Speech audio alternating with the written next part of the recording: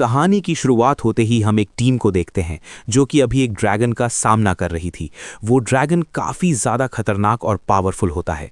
वो अपनी इस टीम को देखकर कहता है, ए बेवकूफ़ इंसानों, तुम्हारा मुझे हरा पाना नामुमकिन है। और फिर हमें इस वर्ल्ड के बारे में बताया जाता है कि ये शैडो वर्ल्ड है और ये ह्यूमैनिटी के लिए सबसे बड़ा खतरा है।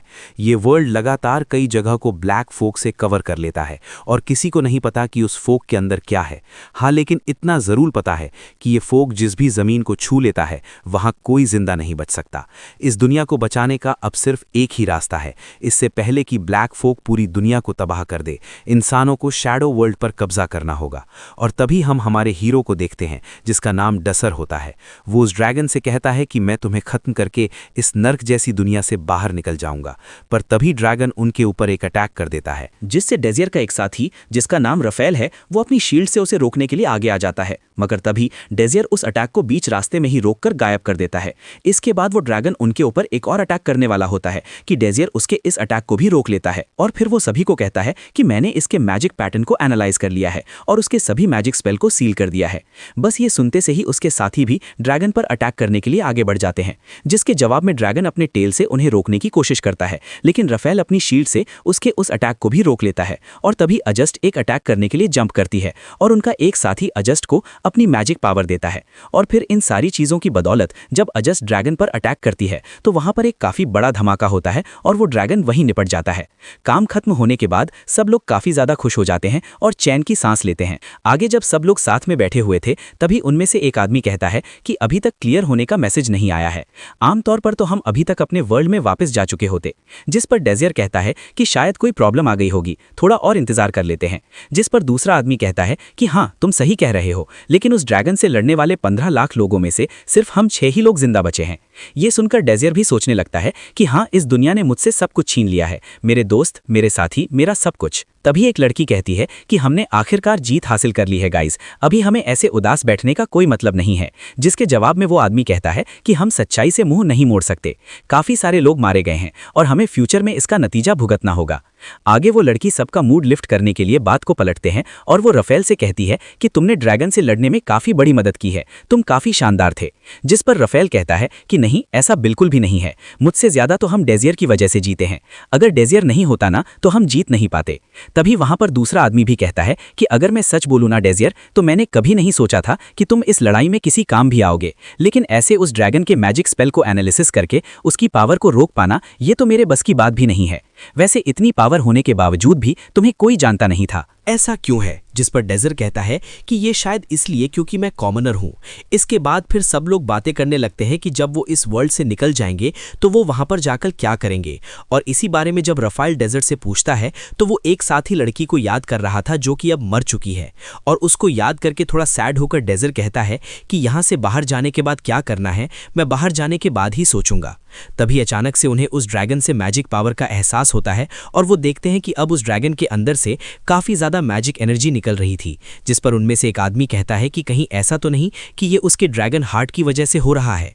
मैंने इसके बारे में कहीं पर पढ़ा था कि ड्रैगन का हार्ट सिर्फ ब्लड पंप नहीं करता है, उनके अंदर काफ़ी बड़े अमाउंट में माना सर्कुलेट होता है।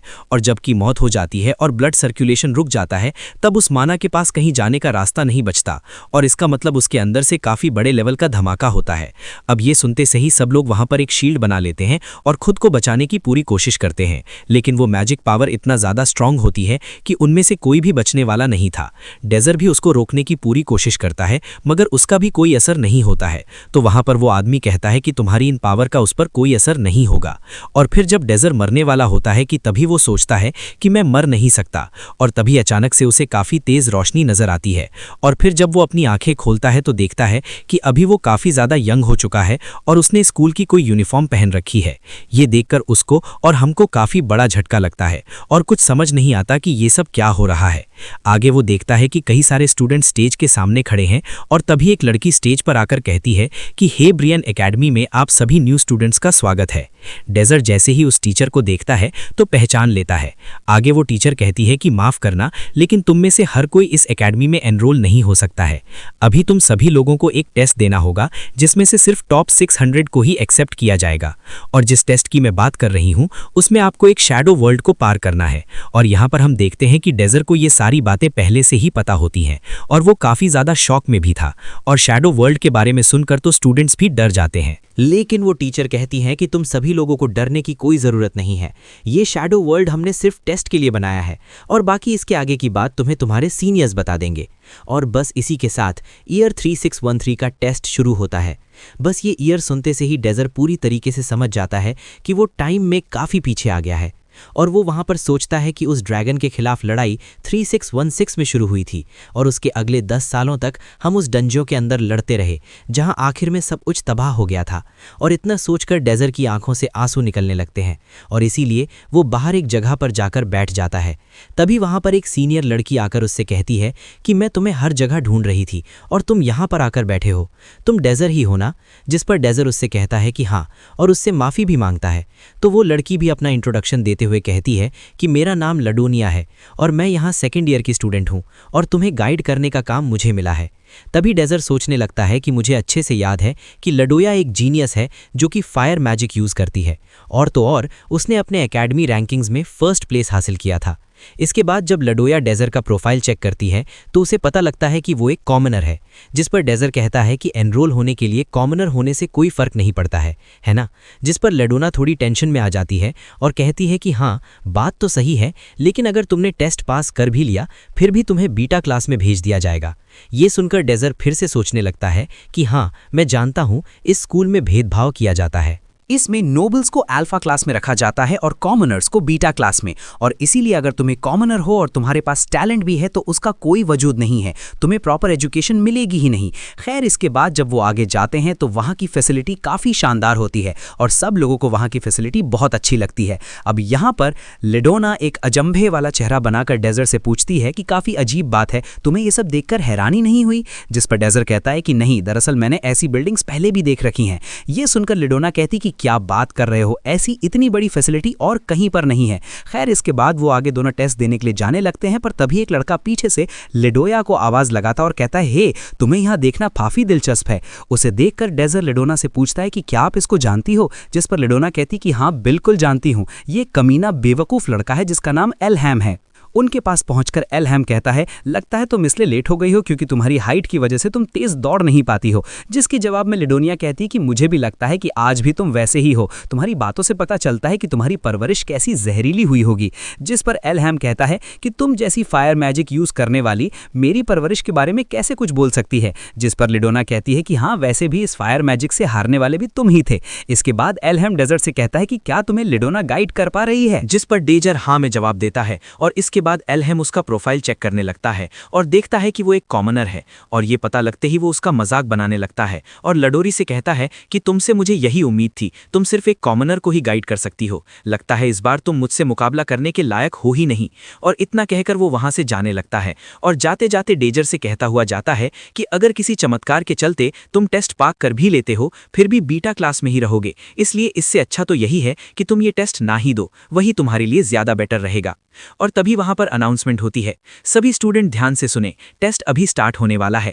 अब ये अनाउंसमेंट सुनने के बाद जब डेजर लडोना से जाने के लिए पूछने जाता है तो देखता है कि वो तो अभी गुस्से की आग में जल रही होती है और वो डेजर से कहती हैं कि तुम मेरी बात समझ लो, तुम्हें ये एग्जाम जीतना ही होगा, चाहे कुछ भी करना पड़े। जिस पर डेजर कहता है कि हाँ, मैं अपनी पूरी कोशिश करूंगा। अगले सीन में जब वो टेस्ट साइट पर पहुंचते हैं तो वहां डेजर किसी को ढूंढने लगता है, पर तभी पीछे से एक लड़की उसे बुलाती है जो कि वही लड़की थी जिसके बारे में डेजर पहले सोच रहा था। उस लड़की को देखते ही डेजर को अपनी सारी यादें वापस से नजर आने लगती हैं और फिर डेजर सोचता है कि मुझे नहीं पता कि मैं इस टाइम में वापस क्यों आया हूं, लेकिन मैं वो हादसा दोबारा से नहीं होने दूंगा। मैं शपथ लेता हूं इस दुनिया की हिस्ट्री को अपने खुद के हाथों से वापस लिखूंगा। उसके बाद जब डेजर उस लड़की को देखता है तो उसे तुरंत से पहचान लेता है। उसका नाम रोमांटिका होता है। डेजर उसे उसके नाम से बुलाकर पूछता है कि रोमांटिका तुम सेफ हो, लेकिन तभी वो देखता है कि रोमांटिका उसकी तरफ एकदम हैरानी से देख रही थी, क्योंकि तू पास्ट में आया है भाई, वो तो प्रेजेंट की प्रेजेंट में है। आगे रोमांटिक उससे पूछती है कि तुम्हें मेरा नाम कैसे पता है, क्या हम पहले कभी मिले हैं। ये सुनकर अपने भाई को रियलाइज हो जाता है कि वो अभी पास्ट में है और अभी रोमांटिका उसे नहीं जानती है। और फिर डेजर एकदम थोड़ा सा घबरा जाता है और कहता है कि माफ़ करना, वो असल में मैंने तुम्हारा नाम वहाँ ऊपर देखा था, क्योंकि हम दोनों एक ही ग्रुप से हैं ना, तो वहाँ पर देखा था। ये सुनने के बाद रोमांटिका कहती है ओह ठीक है, और वो वहाँ से चली जाती है। उसके जाती ही डेजर्ट सोचता है कि तुम मुझे कैसे याद नहीं होगी, तुम तो मुझे बिल्कुल याद हो, सिर्फ मैं ही जानता हूँ कि तुम्हें खोने के बाद मेरी क्या हालत हो गई थी, और इसीलिए मैं दोबारा तो तुम्हें उससे गुजरने नहीं दूंगा। अब यहाँ पर सीन शिफ्ट होता है और अगले सीन में टेस्ट स्टार्ट होने ही वाला था, जहाँ लेडोना डेजर को बता रही थी कि तुम ग्रुप डी में हो और यहाँ तुम्हें एक शैडो वर्ल्ड के अंदर रेस को जीतना होगा। हाँ, पर तुम्हें डरने की ज़रूरत नहीं है, क्योंकि भले ही ये एक शैडो वर्ल्ड है, लेकिन ये सिर्फ एक टेस्ट के लिए बनाया गया है और यहाँ पर एक सेफ्टी सिस्टम भी है। मतलब अगर तुम्हें कहीं ज्यादा चोट आ जाती है तो तुम तुरंत बाहर आ जाओगे। ये सुनकर डेजर्ट पूछता है कि चोट क्यों आएगी, लेकिन तभी एलहम पीछे से आकर कहता है कि यहाँ दूसरे स्टूडेंट्स पर अटैक करना अलाउड है और इसीलिए तुम्हारा इस टेस्ट को पास करना नामुमकिन है। इतना कहकर एलहम एक लड़की को इंट्रोड्यूस करता है जिसे वो गाइड कर रहा था और बताता है कि ये अजेस्ट है और ये एक मैजिक स्पोर्ट्समैन है। तो डेजर्ट जैसे ही अजेस्ट को देखता है तो उसके चेहरे पर थोड़ी सी मुस्कान आती है और वो सोचता है कि मैं तुम्हें काफी अच्छे से जानता हूं, तुम एक मैजिक नाइट हो जो आइस मैजिक यूज करती हो और साथ ही में एक हाई सर्कल मेज भी हो जो विजन मैजिक यूज करती हो और उसका एनालिसिस कर पाना तो नामुमकिन है और इसीलिए तुम मेरी सबसे पावरफुल साथी बनोगी। आगे हम देखते हैं कि एलहम लेडोना के ऊपर हंसते हुए कहता है कि अब क्या हुआ, लगता है तुम्हारा जोश फुर्र हो गया, पर क्या फर्क पड़ता है, तुम जैसों के लिए कॉमन अरीना ही सही है। और इतना कहकर वो वहां से चला जाता है, जिस पर लेडोना डेजर्ट से कहती है कि एक मैजिक नाइट से जीतना तुम्हारे लिए नामुमकिन होगा, लेकिन फिर भी हार मत मानना। जिस पर डेजर्ट उसे थैंक्स कहकर एक ब्लैक होल जैसे दिखने वाले गोले से शैडो वर्ल्ड के अंदर चला जाता है। अब जैसे ही वे सब लोग शैडो वर्ल्ड के अंदर पहुंचते हैं तो वहां पर ना अनाउंसमेंट होती है कि आप सभी लोगों को आगे जो वो गोल दिख रहा है वहां तक पहुंचना है और सिर्फ टॉप 3 ही पास होंगे। आप सभी लोग मैजिक या किसी भी अटैक का यूज करके दूसरे पार्टिसिपेंट्स को रोक सकते हो और हाँ, आप में से अगर किसी को ज्यादा डैमेज मिलता है तो आप डिस्क्वालीफाई हो जाओगे। आगे सब एक लाइन में स्टार्टिंग लाइन के पास खड़े होते हैं। वहां पर डेजर्ट एजेस्ट की तरफ देखकर सोचता है कि मेरी तरह एजेस्ट ने भी एकदम आखिरी तक सर्वाइव किया था, तो हो सकता है कि वो भी मेरी तरह फ्यूचर से आई हो। तभी एजेस्ट डेजर्ट को उसके नाम से बुलाती है, जो सुन के डेजर्ट हैरान रह जाता है और पूछता है कि तुम्हें मेरा नाम कैसे पता है। जिस पर एजेस्ट कहती है कि मैंने तुम्हारा नाम लिस्ट में देखा था, तुम्हारा सर्कल लोएस्ट से भी लोएस्ट है और तुम्हारी फिजिकल एबिलिटी भी एवरेज से नीचे है। अगर तुम दिन रात ट्रेनिंग भी करते हो तब भी तुम्हारा कोई फ्यूचर नहीं है। अब ये सुनकर डेजर्ट समझ जाता है कि एजेस्ट फ्यूचर से तो बिल्कुल नहीं आई है। फिर एजेस्ट कहती है कि मैंने नोटिस किया है कि तुम तब से मुझे घूरे जा रहे थे, लेकिन तुम्हें डरने की ज़रूरत नहीं है, मैं कमज़ोर पर अटैक नहीं करती हूँ। जिस पर डेजर्ट एक स्माइल देकर थैंक्स बोलता है। आगे आगे देखो होता है क्या। आगे जैसे ही रेस स्टार्ट होती है, एजेस्ट हवा को चीरते हुए आगे बढ़ जाती है और उसके पीछे पीछे बाकी सब भी भागने लगते हैं। वहां पर रोमांटिका जब भाग रही होती है तो वो गलती से एक छोटे से जानवर को डरा देती है, जिस पर वो उससे माफ़ी मांगती है। ये देखकर डेजर्ट उससे कहता है, लगता है तुम अभी भी इन चीज़ों को लेकर काफ़ी सॉफ्ट हो। जिस पर रोमांटिका पूछती है कि अभी तक से तुम्हारा क्या मतलब है, तुम मेरे बारे में क्या जानते हो, कहीं तुम मेरे ऊपर लाइन तो नहीं मार रहे, चुपचाप अपनी रेस पर फोकस करो। वो ये भी कहती है कि तुम मुझे तुम्हारी तरह मत समझना। जिस पर डेजर्ट उसे एक स्माइल देकर कहता है, सॉरी, ठीक है, आगे से ऐसा नहीं होगा। ये देखकर तो रोमांटिका और ज्यादा गुस्सा हो जाती है, क्योंकि डेजर्ट तो ऐसे बिहेव कर रहा था जैसे कि वो उसे कई सालों से जानता हो। वो उससे कहती है कि तुम मेरे सामने ऐसे स्माइल मत करना, ठीक है। लेकिन तभी अचानक से रोमांटिका पर एक अटैक हो जाता है, लेकिन डेजर्ट उसे धक्का देकर बचा लेता है। हम देखते हैं कि जिस लड़के ने रोमांटिका पर अटैक किया था वो उसे बचाने के लिए अब डेजर्ट पर अटैक कर देता है, लेकिन यहाँ पर रोमांटिका अपने अटैक से उस लड़के के अटैक को रोककर उसे हरा देती है। और फिर यहाँ पर अनाउंसमेंट होता है कि उनमें से एक पार्टिसिपेंट बाहर हो चुका है। आगे रोमांटिका डेजर्ट को उससे बचाने के लिए थैंक्स बोलती है, जिस पर डेजर्ट उसे एक और स्माइल देता है, वही वाली जानने वाली स्माइल। ये देखकर तो रोमांटिक आग बबूला हो जाती है और उससे कहती है कि मेरे सामने ऐसी स्माइल मत करो। जिस पर डेजर्ट कहता है कि क्या तुम्हें बाकियों से आगे नहीं निकलना है, वो काफी आगे जा चुके हैं। ये सुनकर रोमांटिका कहती हैं कि मैं मेरी ये वाली एबिलिटीज बाद में यूज करने वाली थी, लेकिन लगता है कि अब मुझे मेरी असली एबिलिटीज दिखानी ही पड़ेंगी। और इतना कहते से ही वो वहां पर एक मैजिक क्रिएट करने लगती हैं। तो वहीं दूसरी तरफ हम देखते हैं कि एकेडमी के प्रोफेसर्स मैच को देख रहे थे और कहते हैं कि इस साल एक मैजिक नाइट हमारे एकेडमी में आने वाली है, जो कि एक काफी अच्छी बात है, लेकिन इसी ग्रुप में कॉमनर भी है। और इतना कहकर सब डेजर्ट पर हंसने लगते हैं और कहते हैं कि इसकी किस्मत तो वाकई में काफी ज्यादा खराब है, इसे एक मैजिक नाइट वाले ग्रुप में ही शामिल होना था। तो वहीं इस तरफ दो लड़के एजेस्ट के ठीक पीछे ही भाग रहे थे, पर तभी अचानक से उनके पीछे से काफी तेज हवा उन्हें खींचने लगती है, जिसके असर से वहां पर एक पेड़ उखड़कर उनके ऊपर गिर जाता है और बेचारे ये दोनों भी रेस से बाहर हो जाते हैं। लेकिन उस हवा का एजेस्ट के ऊपर कोई असर नहीं होता है, वो अपनी स्वॉर्ड से हवा को चीरते हुए आगे बढ़ रही थी। आगे हम देखते हैं कि ये सारी चीजें रोमांटिका की मैजिक की वजह से हुई थी। वो कहती है, देखा ना मेरा कमाल। आगे रोमांटिका कहती है कि अभी तो हम सिर्फ 3 ही बचे हैं, इसका मतलब हम दोनों तो आराम से पास हो जाएंगे, क्यों, है ना? क्या तुम्हें लगा था कि मैं ऐसा बोलूंगी? नहीं, अभी अगली बारी तुम्हारी है। अच्छा होगा अगर तुम खुद से बाहर हो जाओ, नहीं तो बाद में काफी दर्द होगा, मुझे मत कहना। जिस पर डेजर फिर से स्माइल करता है और कहता है कि मैं बाहर नहीं होने वाला हूँ, और दोबारा से फिर से स्माइल करता है। ये देखकर तो रोमांटिका कहती है कि तेरी ये हिम्मत, और वो बहुत ज्यादा गुस्सा हो जाती है। और फिर तो वो आओ देखती ना ताओ, और वहां पर काफी सारे मैजिक सर्कल बनाकर डेजर पर अटैक कर देती है। अटैक करने के बाद उसे लगता है कि डेजर तो अब डिस्क्वालीफाई हो चुका है, मगर तभी डेजर उन अटैक से आसानी से बचकर कहता है कि तुम इतने सारे सर्कल को एक साथ हैंडल कर लेती हो, तुम तो कमाल हो यार। ये सुनकर जब रोमांटिका उसकी तरफ देखती है तो उसे पता चलता है कि ये तो एकदम सही सलामत है। आगे डेजर उसे बताता है कि तुम ना स्पीड पर बहुत ज़्यादा फोकस करती हो और इसलिए तुम्हारे कंट्रोल वीक हैं। तुम्हारे किए गए अटैक की डायरेक्शन को थोड़ा सा चेंज करने से ही वो निशाने पर नहीं लगते हैं। ये सुनकर तो रोमांटिका बस फट जाती है बम की तरह। वो कहती कि तुम खुद को समझते क्या हो, तुम मुझे सिखाओगे? हैं, मुझे सिखाओगे? वो तो बस मुझसे एक बार गलती हो गई, पर इसका मतलब ये नहीं कि मैं तुमसे हार जाऊंगी। और ये कहकर रोमांटिका दोबारा उस पर अपना अटैक स्टार्ट कर देती है, और इस बार तो उसका अटैक एक और भी ज्यादा खतरनाक होता है। पर तभी डेजर एयर फ्लो को थोड़ा सा चेंज कर देता है, जिससे एक भी अटैक उसके ऊपर न लगकर नीचे जमीन पर लग जाते हैं। ये देखकर रोमांटिका कहती है, क्या तुमने अभी अभी मेरे स्पेल के ऊपर इन्वर्स किया है? जिस पर डेजर कहता है, हाँ मुन्नी, तुमने बिल्कुल सही कहा। ये सुनकर रोमांटिका सोचती है कि इन्वर्स करने के लिए तो तुम्हें सामने वाले से काफी लेवल ऊपर के मैजिक सर्कल में होना पड़ेगा, जो कि तुम्हारे साथ तो नहीं हो सकता। तुम तो सबसे लोएस्ट सर्कल में हो। और इतना कहकर रोमांटिका दोबारा उस पर अटैक कर देती है, लेकिन इस बार भी डेजर उसके अटैक को हाथ से पकड़ लेता है और वहीं के वहीं तोड़ देता है। अब ये देखकर तो रोमांटिका सदमे में जा चुकी थी। हे भगवान, ये क्या हो रहा है? उसे यकीन ही नहीं हो रहा था कि डेजर ने उसके अटैक को इतनी आसानी से खत्म कर दिया। और तभी डेजर उसकी तरफ आगे बढ़ता है और कहता है कि चलो अब जल्दी से इसे खत्म करते हैं, क्योंकि मुझे बाकियों से भी निपटना है यार। और ये बात होते सही रोमांटिका वहां पर काफी सारे मैजिक सर्कल बनाती है और कहती है कि तो तुम अब इतने सारे मैजिक सर्कल को इन्वर्स करके दिखाओ। और इतना कहकर वो उस पर अटैक कर देती है। पर रोमांटिका, तुम अभी स्ट्रांग तो हो, लेकिन इतना काफी नहीं है। अगर ऐसा ही चलता रहा तो हम फिर से उसी फ्यूचर में पहुंच जाएंगे। तुम्हें और स्ट्रांग बनना पड़ेगा यार। और इतना कहते ही डेजर अपना इन्वर्सिटी कर देता है, जिससे रोमांटिका के सारे अटैक गायब होने लगते हैं और फिर एक ही झटके में उसके सारे मैजिक सर्कल्स भी गायब हो जाते हैं। फिर डेजर रोमांटिका के पास आकर अपने पैरों पर एक स्पेल यूज करता है, जिसे देखकर रोमांटिका कहती है कि तुम ये क्या कर रहे हो? ये तो एक बेसिक स्पेल है जिससे फ्रिक्शन रिमूव होता है। जिस पर डेजर कहता है कि हाँ, तुम सही कह रही हो। इस शैडो वर्ल्ड में चाहे हम कितना भी डैमेज क्यों ना हो जाए, हम मरने वाले नहीं हैं। और इतना कहते सही वो अपने पीछे से एक फायर स्पेल कास्ट करता है और एक धम्म से धमाका करके वहां से काफी तेजी से आगे निकल जाता है। तो वहीं दूसरी तरफ हम देखते हैं कि एजेस्ट गोल तक पहुंचने वाली होती है, लेकिन उसे डेजर के उसकी तरफ आने का पता चलता है और इसीलिए वो वहीं पर रुक जाती हैं और कहती है कि मुझे ये तो नहीं पता कि तुमने रोमांटिका को कैसे हराया, लेकिन मैं तुम्हें कमजोर बुलाने के लिए माफी चाहती हूँ। और इतना कहकर एजेस्ट उस पर काफी सारे हमारे मैजिक एरोज से अटैक करने वाली होती है। और तभी डेजर भी उसके स्पेल पर एनालिसिस करना स्टार्ट कर देता है, और ये देखकर एजेस तुरंत उसके ऊपर अटैक कर देती है, लेकिन डेजर उसके एरोज की डायरेक्शन बदल देता है और बच जाता है। आगे एजेस कहती है कि अच्छा एनालिसिस, अब मैं तुम्हें एक झटके में ही खत्म कर दूंगी, तुम कुछ एनालिसिस कर ही नहीं पाओगे।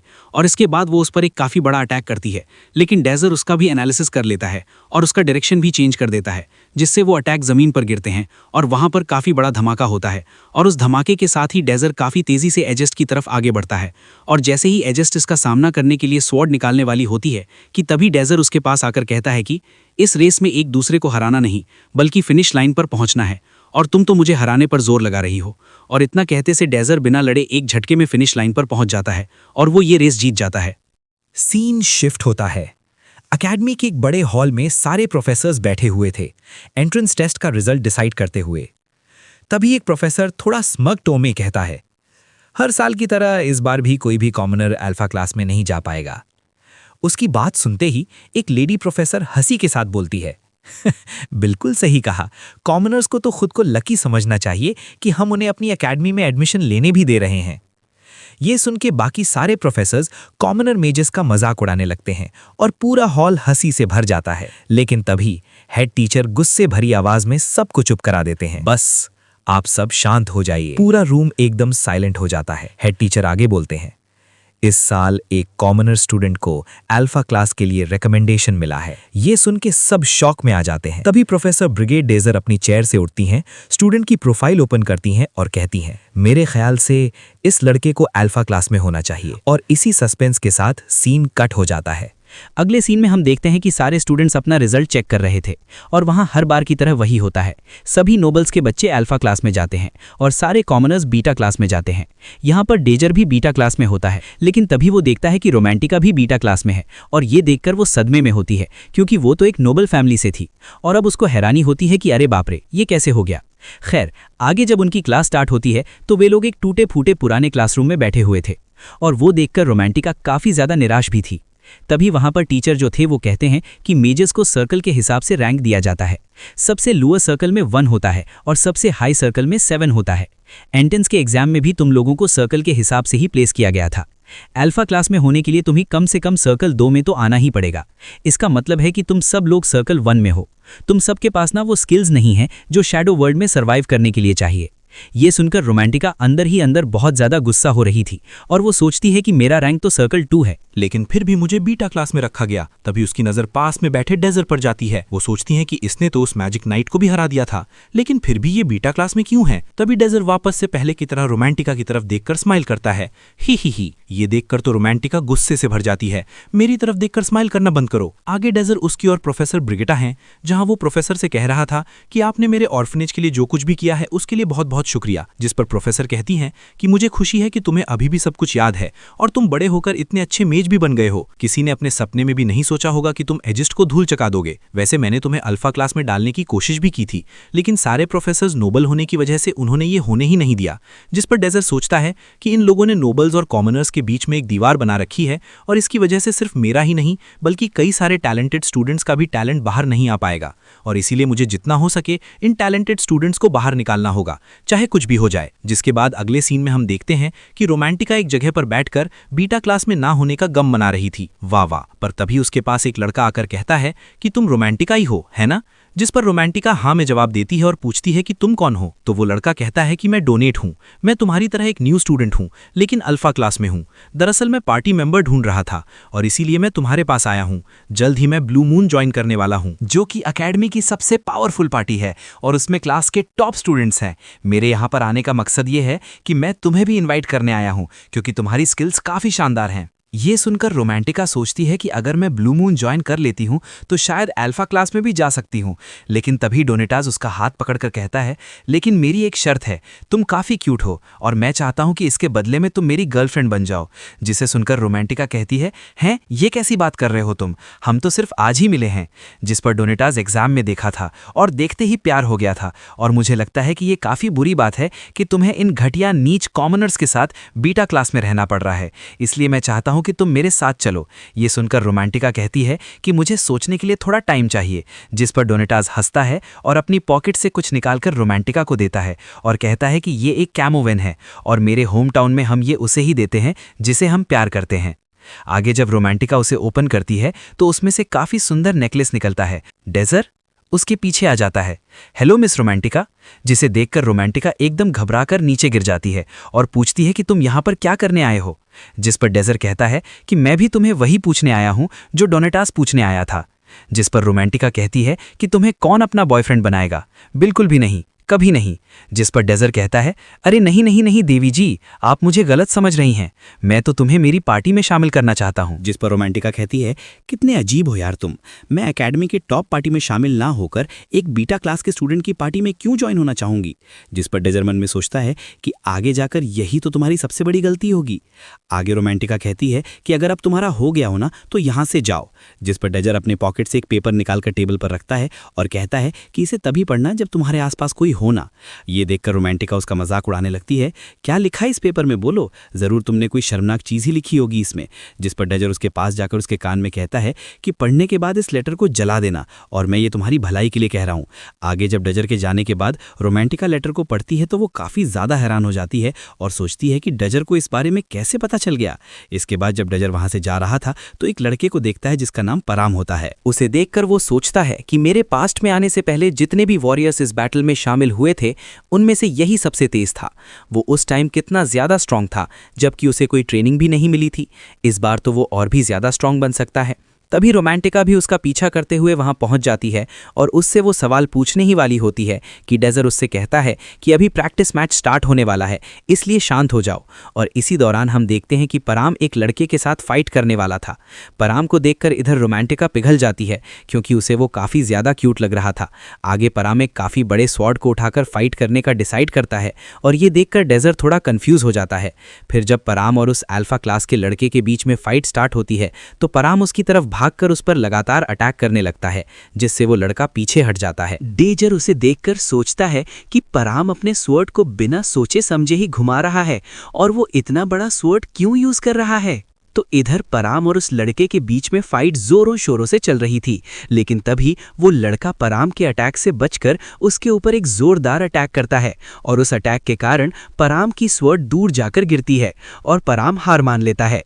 लेकिन मैच खत्म होने के बाद भी वो नोबल लड़का पराम को बहुत ही बेरहम से मारने लगता है और उसे देखते से ही डेजर उसको बचाने के लिए भागता है और वहां पर जाकर उस लड़के से कहता है कि मैच तो खत्म हो गया है ना, तो तुम अब इसे क्यों मार रहे हो? लगता है इसके अटैक से तुम्हें काफी ज्यादा दर्द हुआ था, है ना? ये सुनकर वो लड़का गुस्से से भरा जाता है और डेजर पर अपनी पावरफुल स्वॉर्ड से अटैक कर देता है, लेकिन डेजर उसके स्वॉर्ड के अटैक को अपने हाथ से रोक लेता है, जिससे उसकी स्वॉर्ड के 2 टुकड़े हो जाते हैं। और डेजर फिर उसकी तरफ गुस्से से देखकर कहता है कि तुम मैच जीत चुके हो और क्या चाहते हो? जिस पर वो लड़का कहता है कि तुम्हें तो मैं बाद में देख लूंगा, तुम्हें इसकी भारी कीमत चुकानी पड़ेगी। और वो लड़का वहां से चला जाता है। इसके बाद हम देखते हैं कि पराम डेजर के हाथ में बैंडेज लगा रहा होता है और वो उससे माफी मांगते हुए कहता है कि माफ करना दोस्त, लेकिन अब मेरी वजह से तुम्हारे राइट हैंड में कुछ दिनों के लिए दर्द रहेगा। जिस पर डेजर कहता है कि तुम्हें बचाने का फैसला मेरा खुद का था, इसलिए तुम्हें खुद को दोष देने की जरूरत नहीं है। खैर, आगे फिर वो लोग आपस में अपना इंट्रोडक्शन करते हैं। तो इसके बाद पराम जाते जाते डेजर से कहता है कि अब तुमने मुझे प्रोटेक्ट किया है, इसलिए फ्यूचर में कोई भी काम हो तो मुझे जरूर बताना। जिस पर डेजर हाँ में जवाब देता है। ठीक है। उसके जाने के बाद डेजर रोमांटिका से कहता है कि क्या तुम्हें मुझसे कुछ पूछना नहीं था? चलो कहीं और जाके बात करते हैं। फिर रोमांटिका उससे पूछती है कि तुमने इस लेटर में जो लिखा है उसके बारे में किसी और को बताया तो नहीं है ना? जिस पर डेजर कहता है बिल्कुल नहीं, मैं क्यों बताऊंगा? हाँ, लेकिन प्रोफेसर्स को ये बात पता है। हाँ, इसीलिए तो तुम्हें बीटा क्लास में रखा गया है, जबकि तुम तो एक नोबल हो और तुम्हारी स्किल्स भी कमाल की हैं। प्रीलिचा किंगडम, जो कि यहाँ से 1002 किलोमीटर दूर है, वहाँ के एक मर्चेंट ने ट्रेडिंग करके लाखों रुपए कमा लिए थे। उस कॉमनर और मर्चेंट ने गरीब नोबल से उसका टाइटल खरीद लिया और ईरू का सरनेम हासिल कर किया। और ये सब तब की बात है जब तुम 4 साल की थी रोमांटिका, ईरू। और हाँ, भले ही तुम्हारी फैमिली ने नोबल का टाइटल खरीद लिया हो, लेकिन तुम अपने कॉमनर खून को नहीं बदल सकती हो। और हमारे प्रोफेसर्स का यही मानना था, जिस वजह से तुम्हें बीटा क्लास में डाला गया है। तुम्हें ना ब्लू मून में ज्वाइन होने के ऑफर को मना कर देना चाहिए, क्योंकि उसमें ना सिर्फ नोबल्स ही ज्वाइन कर सकते हैं। जिस पर रोमांटिका कहती है कि ऐसा नहीं है, मुझे यकीन है डोटा मुझे जरूर प्रोटेक्ट करेगा। जिस पर डीजर कहता है कि क्या तुमने सुना नहीं, वो कॉमनर्स को कैसे नीच और घटिया कह रहा था? और मुझे पूरा यकीन है कि तुम ये इमेजिन कर सकती हो कि जब डोटा को सच्चाई का पता चलेगा तो वो कैसा बिहेव करेगा। और अगर अब मेरी इतनी बातें बताने के बाद भी तुम मुझे मना करोगी तो ठीक है, फिर मैं अकेला ही पराम के साथ पार्टी बना लूंगा। जो सुन के रोमांटिका कहती हैं कि तुम मुझे बिल्कुल समझ नहीं आते, तुम हमेशा एक अजीब सी स्माइल करते रहते हो, मेरी फैमिली के बारे में इतना सब जानते हो और एंट्रेंस एग्जाम के टाइम पर इतना बेफिक्र रहने के बाद भी एक मैजिक नाइट को हरा देते हो। और सबसे अजीब तो वो तुम्हारा इमर्सिंग स्पेल है। तुम सबसे लो सर्कल में होने के बाद भी ये कैसे कर लेते हो? ठीक है, मैं तुम्हारी पार्टी में ज्वाइन हो जाऊंगी और एक दिन तुम्हारे सारे राज सबके सामने लेकर आऊंगी। तुम बस देखते जाओ। भाभी अपनी पार्टी में आने के लिए तैयार है रे, वाह वाह वाह वाह वाह। इसके बाद वो दोनों हाथ मिलाते हैं। सीन शिफ्ट होता है। हमें पराम का बचपन का सीन दिखाया जाता है, जहां पर उसकी मॉम उसे एक स्वॉर्ड देकर कहती है कि ये स्वॉर्ड प्यार की निशानी है। जब तक ये स्वॉर्ड चमकती रहेगी, तुम्हारे फादर हमारे बारे में सोचते रहेंगे। और ये सुनकर पराम उस स्वॉर्ड को पकड़ लेता है, लेकिन तभी वो स्वॉर्ड टूटकर नीचे गिर जाती है और पराम चिल्लाकर नींद से जाग जाता है। इसके बाद डेजर रोमांटिक और पराम को प्रोफेसर ब्रिगिस्टा में है, जहां प्रोफेसर उन्हें देखकर डेजर से कहते हैं, लगता है तुम्हें अच्छे खासे टीम मेंबर मिल चुके हैं। जिस पर वो दोनों एक स्माइल करते हैं। आगे प्रोफेसर उन्हें बिठाकर चाय देती है और डेजर से कहती है कि चलो अब काम की बात करते हैं। क्या तुम बता सकते हो कि तुम्हें ये पार्टी क्यों बनाना है? जिसके जवाब में डेजर कहता है कि मैं ये रैंकिंग सिस्टम का टूर्नामेंट जीतकर अल्फा क्लास में जाने का सोच रहा हूँ। ये सुन के रोमांटिका और पराम दोनों की आंखें खुली की खुली रह जाती हैं, क्योंकि जबकि उन्हें भी इस बारे में कोई खबर नहीं थी।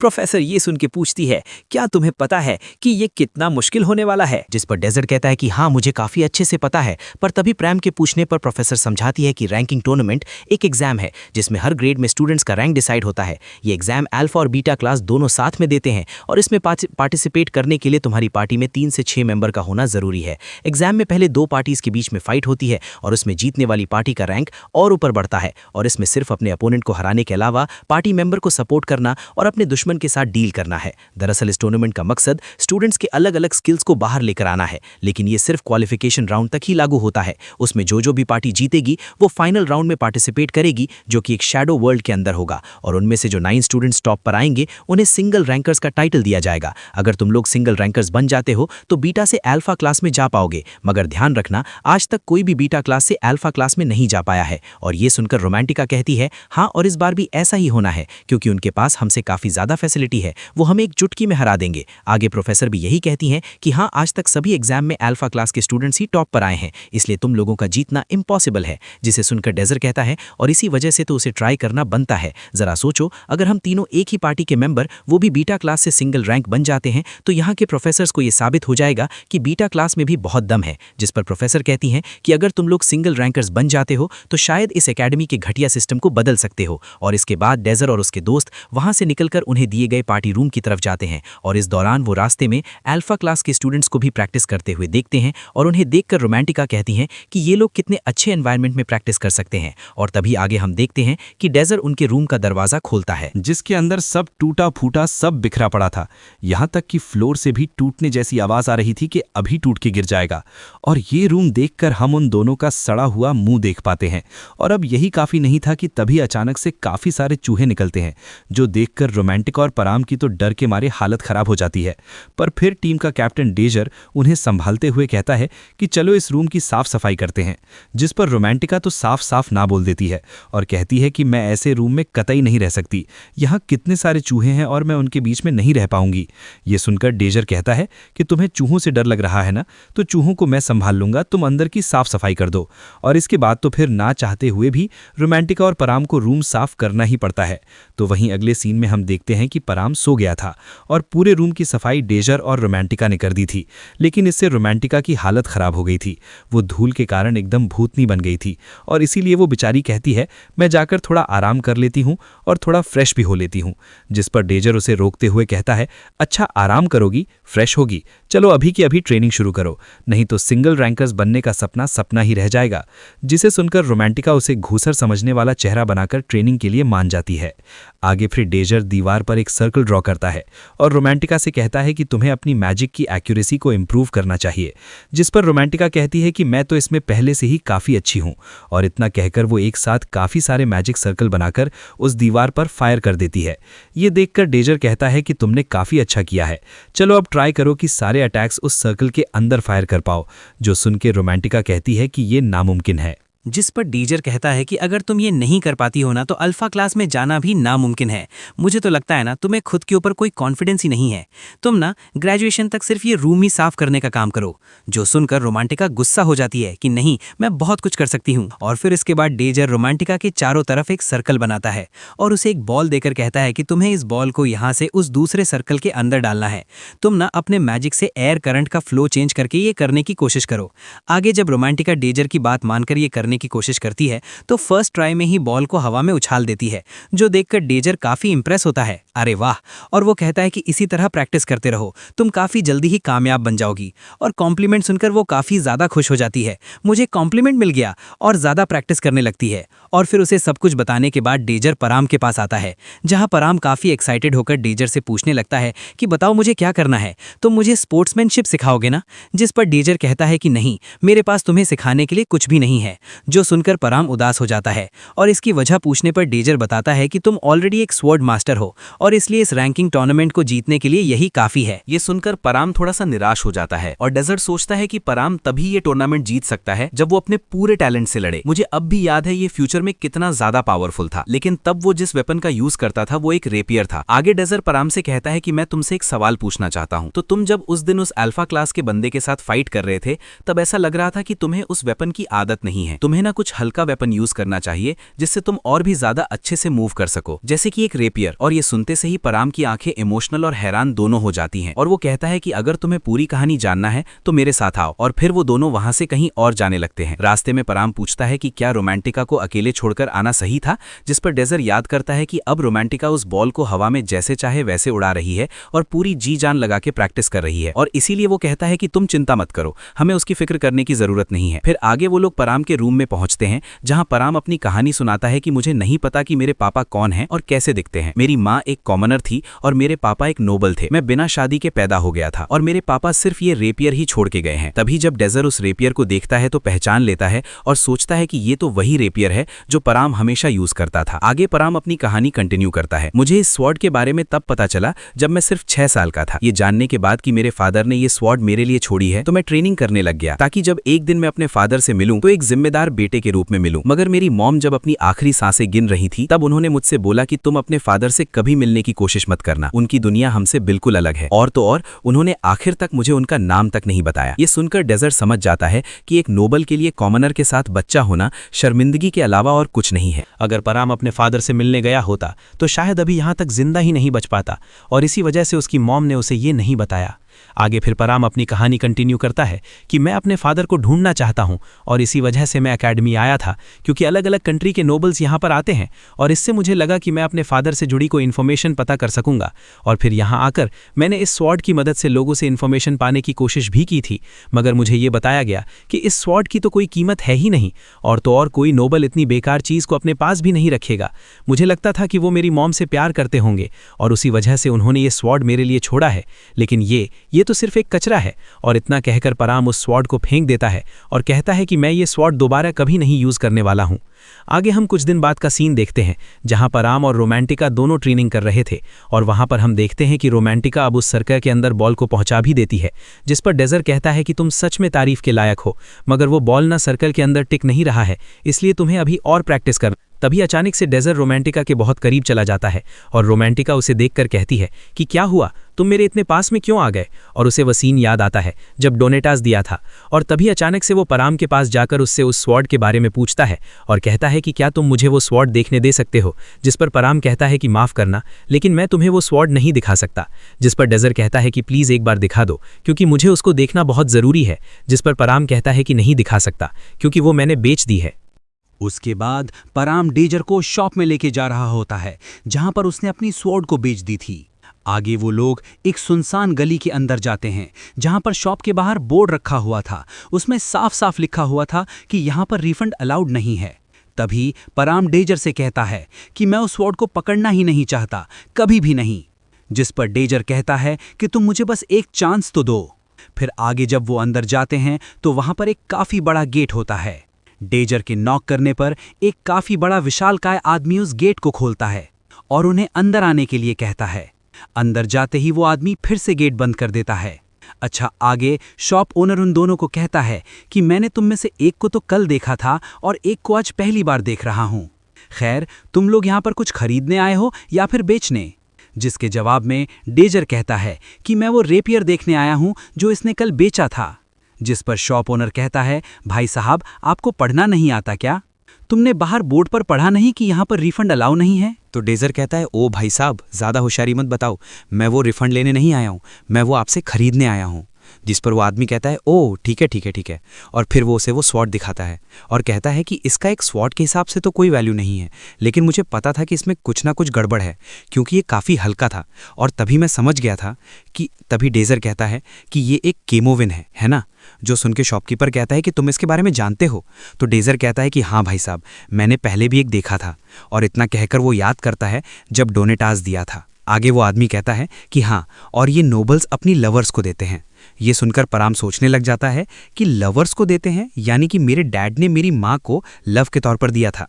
फिर आगे वो आदमी कंटिन्यू करता है कि मैं इसे खोल नहीं पाया ना, इसलिए ऐसा ही छोड़ दिया। इसके बाद डेजर कहता है, भाई साहब अब सारी बातें छोड़ो, मुझे ना आप इसकी कीमत बता दो। तो वो आदमी कहता है कि 40 सिल्वर कॉइन्स। जो सुन के पराम गुस्सा होकर कहता है कि तुमने तो कल मुझसे ये सिर्फ 3 सिल्वर कॉइन में खरीदा था और आज 40 कॉइन में बेच रहे हो, और तुमने तो कल मुझे ये भी नहीं बताया कि ये केमोविन है। जिसके जवाब में वो आदमी कहता है, ओ छुटकू भाई साहब, बिजनेस है यार, ये इसको बिजनेस बोलते हैं। समझे क्या? This is business. पर तुमने तो मुझे इसे एक स्वॉर्ड के हिसाब से बेचा था, इसीलिए उसकी कीमत 3 सिल्वर कॉइन थी, और अभी ना मैं इसे कैमो विन के हिसाब से बेच रहा हूं, इसीलिए इसकी कीमत 40 कॉइन है। समझे क्या?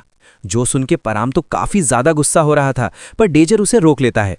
फिर वो शॉपकीपर कहता है, देखो ये बड़े भाई साहब कितने ज्यादा समझदार हैं। इसके बाद डेजर 40 सिल्वर कॉइन देकर उस स्वॉर्ड को खरीद लेता है, और फिर वो स्वॉर्ड को पकड़कर अपने मैजिक से कुछ चेक करता है और उसे दिखता है कि उसमें कुछ लिखा हुआ था आगे। फिर वो स्वॉर्ड को पराम को पकड़ने के लिए देता है और बताता है कि स्वॉर्ड के निचले हिस्से में एक निशान होगा, वहां पर अपनी उंगली रखकर पुल करो और ब्लेड को रिमूव कर दो। और जब पराम ऐसा करता है तो उसमें से काफी चमकीला स्वॉर्ड निकलता है, जो कि न तो आयरन का था और न ही सिल्वर का। पराम ये देखकर कहता है कि मैंने ऐसा स्वॉर्ड पहले कभी नहीं देखा, जिस पर डेजर कहता है कि हाँ बिल्कुल, क्योंकि ये ब्लेशियन से जो बना हुआ है। ये सुनते से शॉप ओनर के होश उड़ जाते हैं, उसे यकीन नहीं हो रहा था कि ये ब्लेशियन से बना हुआ है। जिस पर डेजर कहता है कि हाँ भाई साहब, ये ब्लेशियन से ही बना हुआ है, जो कि स्टील से हार्ड होता है लेकिन बिल्कुल हल्का होता है। आप तो जानते ही होंगे कि इस मेटल को सिर्फ हाई क्लास वेपन में ही इस्तेमाल किया जाता है। तो फिर इस हिसाब से यहाँ पर कौन बेवकूफ़ बन गया? शॉपकीपर के डेजर, पता नहीं, हम तो आगे देखते हैं। इसके बाद वो दोनों वहां से जाने लगते हैं, पर तभी वो आदमी उनका रास्ता रोक लेता है और कहता है कि जब तक तुम इस स्वॉर्ड को यहीं पर छोड़कर नहीं जाते, तुम यहां से नहीं जा सकते हो। ये सुनकर डेजर कहता है कि ये बात गलत है। भाई साहब, मैंने जो आपसे खरीदा था वो एक केमो विन था और मैंने उसकी कीमत चुका दी है। आप ही ने तो अभी कहा था ये एक बिजनेस है। तो शॉप ओनर कहता है कि अगर मुझे पता होता कि ये ब्लिंस अम है तो ये डील कभी नहीं होती। जिसके जवाब में डेजर कहता है, लेकिन तुमने भी तो मेरे दोस्त को अभी यही बोला था, बिजनेस बिजनेस, याद है कि नहीं याद है? यार तुम तो अपनी बात से मुकर रहे हो यार। लेकिन तभी पीछे से वो आदमी उन्हें धमकाने लगता है और डेजर पर अटैक कर देता है, पर डेजर उसके अटैक को डॉज करके बच जाता है। और इसके बाद वो हट्टा कट्टा मोटा आदमी उस पर दोबारा अटैक करने वाला होता है कि परम अपने स्वॉर्ड से उसके सामने आ जाता है और कहता है कि मुझे ना लड़ाई करना बिल्कुल पसंद नहीं है, लेकिन अगर तुम डेजर को चोट पहुंचाने की कोशिश करोगे ना तो मैं माफ नहीं करूंगा। तभी डेजर उससे कहता है, लेकिन तुमने तो बोला था कि तुम दोबारा इस स्वॉर्ड को कभी यूज नहीं करोगे। जिस पर पराम थोड़ा शर्मिंदा हो जाता है। तो डेजर उसके सर पर हाथ रखकर कहता है कि मैं तो बस मजाक कर रहा था, दिखा दो तुम में जितना भी दम है। आगे वो मोटा कद्दू आदमी भागकर पराम पर अटैक कर देता है, पर पराम उसके अटैक से बड़ी आसानी से बच जाता है। ये देखकर वो आदमी काफी ज्यादा एक्साइटेड हो जाता है और उसके ऊपर दोबारा अटैक करता है। लेकिन इस बार भी पराम उसके ऊपर काफी तेजी से अटैक करता है। आगे पराम दोबारा से उसके ऊपर अटैक करने लगता है, पर वो आदमी अपने बड़े से स्वॉर्ड से उसके अटैक को रोक ले रहा होता है। लेकिन तब भी हम देखते हैं कि पराम के अटैक से उसकी पूरे बॉडी में चोट आ जाती है। अब फिर इसके जवाब में वो आदमी पराम पर एक अटैक करता है, जिससे पराम तो वहां से हट जाता है और उस आदमी की स्वॉर्ड जमीन में फंस जाती है। अब इस मौके का फायदा उठाने के लिए पराम उसके ऊपर अटैक करने के लिए आगे बढ़ता है, लेकिन ये ना उस आदमी की चाल होती है। और फिर जैसे ही छोटा सा पराम उसके पास पहुंचता है, वो आदमी अपने हाथी जैसे पैरों से उसे एक जोरदार लात मारता है, जिससे पराम सीधा दीवार में जाके भरा जाता है और नीचे गिर जाता है। तभी डेजर पराम को उसकी शक्तियां याद दिलाता है, जैसे हनुमान जी को याद दिलाई थी ना, बिल्कुल वैसे ही। अपने फादर पे भरोसा करो, तुम ये कर सकते हो। पर जैसे ही वो उस आदमी के पास जाता है तो वो आदमी उसके ऊपर अपने हाथी जैसे हाथ से अटैक कर देता है। लेकिन हाथी के तो हाथ नहीं होते ना, अरे समझ जाओ यार। लेकिन पराम उसके अटैक को देख लेता है और वहां से हटकर उसके पीछे चला जाता है। पीछे जाकर पराम उसके ऊपर अटैक करने वाला होता है, लेकिन वो आदमी उसे देखकर एक स्माइल करता है, क्योंकि यहाँ पर पराम को पता नहीं था कि वो उसके ऊपर स्वॉर्ड से अटैक करने वाला है। और फिर वो जवाबी हमले में अपने बड़े से स्वॉर्ड से पराम के ऊपर खतरनाक अटैक कर देता है। डेजर वहां पर खड़ा खड़ा डर जाता है कि पराम की बहुत बुरी हालत हो जाएगी, पर उसके अंदर शक्तियां आ चुकी थी। पराम उसके बड़े से स्वॉर्ड को अपनी स्वॉर्ड से काट देता है, जिससे उसकी स्वॉर्ड के 2 टुकड़े हो जाते हैं। और फिर पराम उसके ऊपर एक अटैक करके उसे नीचे गिरा देता है। इसके बाद डेजर्ट जब उसके पास आता है तो पराम उससे कहता है कि बिना इस स्वॉर्ड के मैं कभी नहीं जीत पाया, ये सब मेरे फादर की वजह से ही हुआ है। जिस पर डेजर्ट स्माइल करता है और वहां से जाने के लिए कहता है। लेकिन तभी शॉप ओनर हंसने लगता है और कहता है कि ओ भाई साहब, तुम लोग कहाँ जा रहे हो? उस गेट को खोलना तुम्हारे बस की बात नहीं है। उसे तो सिर्फ वही आदमी खोल सकता था जिसे तुमने अभी हराया है। तो चलो अब अंदर आ जाओ। पर वो इतना बोल ही रहा था कि पराम अपने स्वॉर्ड से उस डोर को बीच में से काट देता है, जो देखकर शॉप ओनर की आंखें फटी की फटी रह जाती हैं। अरे बाप रे, आगे जब वो लोग वापस जा रहे थे तब डेजर्ट पराम से पूछता है कि क्या तुम्हें भूख लगी है, चलो कुछ खाकर जाते हैं। और इतना कहकर वो उसके लिए खाना लेकर आता है, जिस पर पराम कहता है कि मैं तुम्हें थैंक्स कहना चाहता हूँ, सिर्फ इस खाने के लिए नहीं बल्कि मेरे स्वर्ड को वापस लाने के लिए और बाकी जो भी तुमने मेरे लिए किया है उन सब के लिए। जिसमें डेजर्ट कहता है कि इसमें कोई बड़ी बात नहीं है, तुम्हारी भी अपनी सिचुएशन थी, मैं समझ सकता हूँ, और अभी तो हम एक पार्टी के मेंबर भी हैं, दोस्त भी हैं, इसलिए जब मेरा दोस्त मुसीबत में होगा तो मैं तो आंख बंद करके उसे बचाऊंगा। ये सुनकर पराम इमोशनल हो जाता है, उसकी आंखों से आंसू आने लगते हैं और वो कहता है कि यहाँ आने से पहले मेरे साथ काफ़ी कुछ हुआ, मैंने अपनों को खो दिया, मैंने सारी चीज़ों पर से भरोसा खो दिया, लेकिन मुझे पता नहीं था कि तुम मुझे अपना दोस्त मानते हो। अब मेरे पास भी अपना कहने के लिए कोई है, अब मैं काफ़ी खुश हूँ। तो वहीं अगले सीन में हम रोमांटिका को देखते हैं जो कि अभी भी प्रैक्टिस कर रही थी। हम देखते हैं कि वो उस बॉल को फुल स्पीड में सर्कल की तरफ भेजती है और जैसे ही वो बॉल उस सर्कल के ऊपर पहुंचती है रोमांटिका उसे रोक देती है, जिससे वो बॉल एकदम सर्कल के बीचों बीच गिर जाती है और ये देखकर वो काफ़ी ज़्यादा खुश होती हैं। इसके बाद उसकी नज़र दीवार पर जाती है तो वो अपने मैजिक से एक साथ काफ़ी सारे मैजिक सर्कल बनाकर एक ही पॉइंट पर अटैक करने की कोशिश करती है और यहाँ पर भी वो कामयाब हो जाती है, जिस पर वो काफ़ी ज़्यादा खुश होती है। आहा, क्या बात है।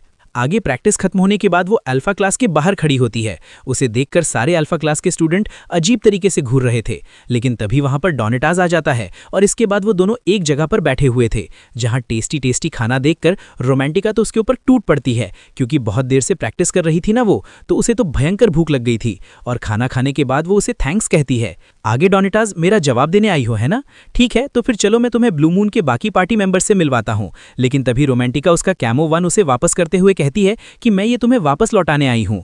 ये देखकर डोनेटास को कुछ समझ नहीं आता और वो पूछता है कि क्या तुम ये कहना चाहती हो कि तुम मेरी गर्लफ्रेंड नहीं बनोगी, जिस पर रोमांटिका कहती है कि हाँ वो तो है ही, लेकिन मैंने एक बीटा क्लास में एक पार्टी को भी ज्वाइन कर लिया है।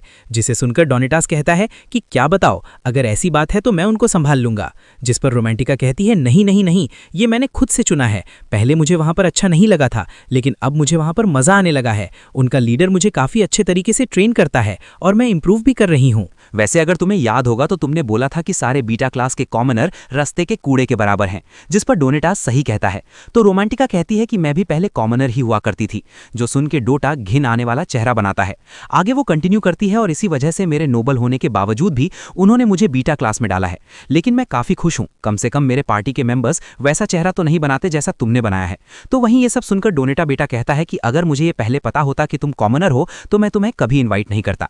रोमांटिका कहती है कि हाँ पता है, और वो वहां से जाने के लिए खड़ी हो जाती है और फिर वो जाते जाते कहती हैं कि हमारी पार्टी अल्फा क्लास में प्रमोट होने की प्लानिंग कर रही है, इसलिए अब तुम मेरे दुश्मन हो। जिस पर डोटा कहता है कि मैं तुम सबकी हालत खराब कर दूंगा, जिसका रोमांटिका जवाब नहीं देती है और वहां से चली जाती है। आगे हम देखते हैं कि डोनेटास ज्यादा गुस्से में होता है और अपनी एक पुरानी मेमोरी याद कर रहा होता है जब कॉमनर्स ने उनका घर जला दिया था, और डोटा ये सब होते हुए सिर्फ देखकर रो रहा था और इसीलिए तो उसे कॉमनर से काफी ज्यादा नफरत है। उसके बाद रैंकिंग टूर्नामेंट का क्वालिफाइंग राउंड स्टार्ट हो गया था। डेजर्ट की टीम जिस भी टीम का सामना कर रही थी उसे बड़ी आसानी से हरा दे रही थी और धीरे धीरे उनका रैंक 30 के अंदर पहुंच जाता है। जिसके बाद आगे हम देखते हैं कि डेजर्ट की टीम ने क्वालिफाई राउंड पास कर लिया है और फिर ये खबर न्यूज़पेपर में भी आ जाती है, जो देखकर अल्फा क्लास के एक प्रोफेसर ब्लू मून पार्टी के ऊपर चिल्ला रहे होते हैं कि ये सब क्या है, बीटा क्लास के स्टूडेंट्स रैंक 30 के अंदर हैं, क्या बकवास है ये, हम उन नीच बीटा क्लास वालों को हमारे क्लास में लाकर क्लास को गंदा नहीं कर सकते। तुम सब ब्लू मून के चुने हुए मेंबर्स हो, भले ही तुम अभी फर्स्ट ईयर के हो, लेकिन तुम्हारी रिस्पॉन्सिबिलिटी है कि हमारे प्राइड और ट्रेडिशनल, इसीलिए रैंकिंग टूर्नामेंट के फाइनल राउंड में तुम्हें चाहे किसी भी हद तक क्यों ना जाना पड़े, लेकिन उन्हें एलिमिनेट करे बिना वापस मत आना। उनमें से कोई एक भी सिंगल रैंकर नहीं बनना चाहिए। इतना कहकर वो एजिस्ट से कहता है कि तुम पहले डेजर्ट से लड़ चुकी हो तो क्या तुम उसे हरा सकती हो, जिसके जवाब में एजिस्ट कहती है कि हाँ मैं उसे ज़रूर हराऊंगी। इतना कहकर एजिस्ट मन ही मन कहती है, डेजर्ट जब से तुमने मुझे हराया है मैं तुम्हें कभी भूल नहीं पाई हूँ, तुमने मुझे पहली बार हार का एहसास दिलाया है, इस बार मैं तुम्हें किसी भी हालत में हरा कर रहूंगी। उसके बाद एजिस्ट ने वहां से जब जा रही थी तब उसके पार्टी के 2 मेंबर्स उसके सामने आते हैं, जिसमें से एक का नाम डोनेटास वल था। ये वही लड़का था जो पराम को हराने के बाद भी उस पर अटैक किए ही जा रहा था। आगे एजिस्ट जब उनसे पूछती है कि तुम दोनों यहाँ पर क्या करने आए हो, जिसके जवाब में डोनेटास का कुछ सबक सिखाने का काम मेरे ऊपर छोड़ सकती हो, और पर्सिवल कहता है कि और मैं पराम को संभाल लूंगा। ये सुनकर एजिस्ट कहती है कि ठीक है, हमें एक पार्टी की तरह एक साथ मिलकर लड़ना चाहिए, जिस पर डोनेटास कहता है कि मैं समझता हूँ लेकिन मुझे अपना पर्सनल बदला पूरा करना है। फिर जब एजिस्ट पर्सिवल की तरफ देखती है तो उसकी आंखों में भी बदले की आंख साफ साफ दिखाई दे रही थी। ये देखकर एजिस्ट कहती हैं कि ठीक है, तुम्हें जो करना है करो, लेकिन मेरी भी एक शर्त है, तुम में से कोई भी डेजर को नहीं छुए, उसे तो मैं अकेले हराऊंगी। इसके बाद अगले सीन में हम डेजर को देखते हैं जो अभी पराम और रोमांटिका के साथ ट्रेनिंग रूम में आया होता है, जहां पराम और रोमांटिका उससे पूछते हैं कि हम आज क्या ट्रेनिंग करेंगे, जिसके जवाब में डेजर बताता है कि आज हम कोई ट्रेनिंग नहीं करेंगे, आज हमें एक दूसरा काम करना है। इसके बाद डेजर उन्हें लेकर एकेडमी के लाइब्रेरी में चला जाता है और टेबल पर काफ़ी सारी बुक्स रख देता है, जो देखकर पराम और रोमांटिका एकदम हैरान हो जाते हैं। अरे बाप रे, कहीं बुक तो नहीं पढ़नी रे। आगे पराम कहता है कि ये सारी तो हिस्ट्री के बारे में बुक्स हैं, जिस पर डेजर कहता है कि हाँ बिल्कुल सही कहा, और तुम दोनों को अभी के अभी ये हिस्ट्री पढ़नी है। अब ये सुनकर तो जैसे रोमांटिका को एक झटका लगता है और वो काफ़ी ज़ोर से चिल्लाती है, नहीं। तो डेजर उन्हें बताता है कि फाइनल राउंड एक शैडो वर्ल्ड के अंदर होगा, और शैडो वर्ल्ड काफ़ी सारे अलग अलग हिस्टोरिकल इवेंट्स से मिलकर बना है। तो अगर तुम उन इवेंट्स को रोक लेते हो तो शैडो वर्ल्ड को भी पार कर जाओगे। तभी रोमांटिका कहती है, तुम्हारी बात तो सही है, लेकिन हमें तो ये पता ही नहीं कि कौन से हिस्टोरिकल टाइम से कौन सा इवेंट आएगा। जिस पर डेजर कहता है कि इसीलिए मैंने कुछ बुक्स रैंडम सिलेक्ट करी हैं, ये पढ़ लो। अब ये सुनकर रोमांटिका चालाकी दिखाते हुए कहती हैं कि अब हम तुम्हारे अंदाज के हिसाब से तो नहीं पढ़ सकते ना, क्या होगा अगर तुम्हारा अंदाज गलत साबित हो गया, फिर हम क्या करेंगे। जिसके जवाब में डेजर कहता है, हाँ तुम्हारी बात में दम तो है, लगता है अब हमें सारे हिस्टोरिकल इवेंट्स को पढ़ना पड़ेगा। मैंने तुम दोनों पर बोझ नहीं डालना चाहता था, लेकिन अगर रोमांटिका यही चाहती हैं तो मुझे कोई दिक्कत नहीं है। चलो तो फिर उस बुक शेल्फ की सारी बुक्स को पढ़ लेते हैं। और ये सुनते से ही रोमांटिका और पराम सीधे होकर चुपचाप डेजर की दी हुई बुक्स को पढ़ने लगते हैं। उन्हें देखकर डेजर सोचता है कि मैं अंदाजा नहीं लगा रहा हूं, मुझे अच्छे से पता है कि फाइनल राउंड में क्या होने वाला है। अब इसके थोड़ी देर बाद एजिस्ट आकर डेजरे पास खड़ी हो जाती है, जिस पर डेजरे कहता है कि काफ़ी दिनों बाद मिल रहे हैं एजिस्ट, वैसे मैंने सुना है कि तुमने ब्लू मून पार्टी ज्वाइन कर ली है, अच्छा डिसीजन है। ये सुन के एजिस्ट पूछती हैं कि तुम्हारा ऐसा कहने का मतलब क्या है। तो डेजरे कहता है कि तुम्हें तो अकेडमी के स्ट्रॉन्गेस्ट पार्टी में होना ही चाहिए, तुम तो ये डिजर्व करती हो। आगे एजिस्ट कहती हैं कि ठीक है, मैं सीधा काम की बात करती हूँ, मैं यहाँ पर। एजिस्ट इतना बोल ही रही थी कि डेजरे कहता है कि तुम यहाँ पर मेरे साथ वॉर डिक्लेयर करने आई हो, है ना। जिस पर एजिस्ट कहती है कि हाँ, मैंने उस दिन तुम्हें कम समझने की काफ़ी बड़ी गलती कर दी और उसके लिए मैं तुमसे माफ़ी भी मांगना चाहती हूँ, मगर मैं दोबारा तुमसे हारने नहीं वाली हूँ, मैं तुम्हें हराने के लिए अपना सब कुछ लगा दूंगी। ये सुनकर डेजरे सोचता है कि अच्छा है, मुझे ऐसे ही इस्तेमाल करके और ज़्यादा स्ट्रांग बनो। मैंने उस दिन तुमसे लड़ते वक्त अपने आप पर काफ़ी जोर डाला था, जिससे तुम्हारे अंदर मुझे हराने का जोश आए और तुम हमारा फ्यूचर बदल सको। अब उसके अगले दिन रैंकिंग टूर्नामेंट का फाइनल राउंड स्टार्ट होने वाला था, जहाँ पर काफ़ी सारे लोग देखने आए थे, और तभी हम डेजरे और उसके ग्रुप को देखते हैं, जहां पर सब काफी आराम से या कर रहे थे, कोई टेंशन नहीं। जो देखकर डेजरे सोचता है कि ये दोनों तो बिल्कुल भी नर्वस नहीं है भाई, ठीक है, अच्छी बात है। ये तो फिर डेजर रोमांटिका और पराम को बुलाकर कहता है कि क्या तुम दोनों तैयार हो, जिस पर वो दोनों हाँ में जवाब देते हैं। तो डेजर कहता है कि ठीक है, फिर चलो चलते हैं। और इसके बाद वो स्टेज पर आते हैं, जहां पर और भी काफ़ी सारी टीम्स होती हैं। वहां पर ब्लू मून का एक लड़का डेजर को देखकर कहता है, तो ये है डेजर, देखने से तो इतना कुछ खास नहीं लगता। जिस पर ब्लू मून की दूसरी एक लड़की उससे कहती है कि उसे कमज़ोर समझने की गलती मत करो, याद है ना प्रोफेसर ने हमसे क्या कहा था। जिसके जवाब में वो लड़का कहता है, ऐसे लड़के के बारे में फिक्र करना एकदम बेवकूफ़ी है। और तभी वहां पर अनाउंसमेंट होती है कि शैडो वर्ल्ड को क्लियर करने के लिए पार्टिसिपेंट्स को एक इंसिडेंट को सॉल्व करना होगा। ये सुनकर रोमांटिका कहती हैं कि लगता है कि वो हमें इंसिडेंट के बारे में अभी नहीं बताने वाले हैं। जिस पर डेजर कहता है कि हाँ, इस इंसिडेंट को फाइंड करना भी इस राउंड का एक पार्ट है। आगे अनाउंसमेंट कंटिन्यू होती है कि शैडो वर्ल्ड के अंदर मैजिक अटैक या किसी भी दूसरे तरीके का अटैक करना अलाउड है। अगर एक स्टूडेंट को काफ़ी ज़्यादा डैमेज मिलता है तो तुम वहीं के वहीं डिस्क्वालीफाई हो जाओगे, और जो इस शैडो वर्ल्ड को क्लियर करने में जितना कामयाब होगा उसे उतने पॉइंट्स मिलेंगे, और टॉप 9 में आने वाले स्टूडेंट्स को सिंगल रैंकर्स का टाइटल दिया जाएगा। तभी पराम कहता है कि अभी तो हम सबसे नीचे हैं। जिस पर डेजर कहता है कि हाँ, अगर हमें सिंगल रैंकर बनना है ना, तो उसके लिए या तो इस शैडो वर्ल्ड को खुद से पार करना होगा या फिर बाकी के हर एक स्टूडेंट को हराना होगा।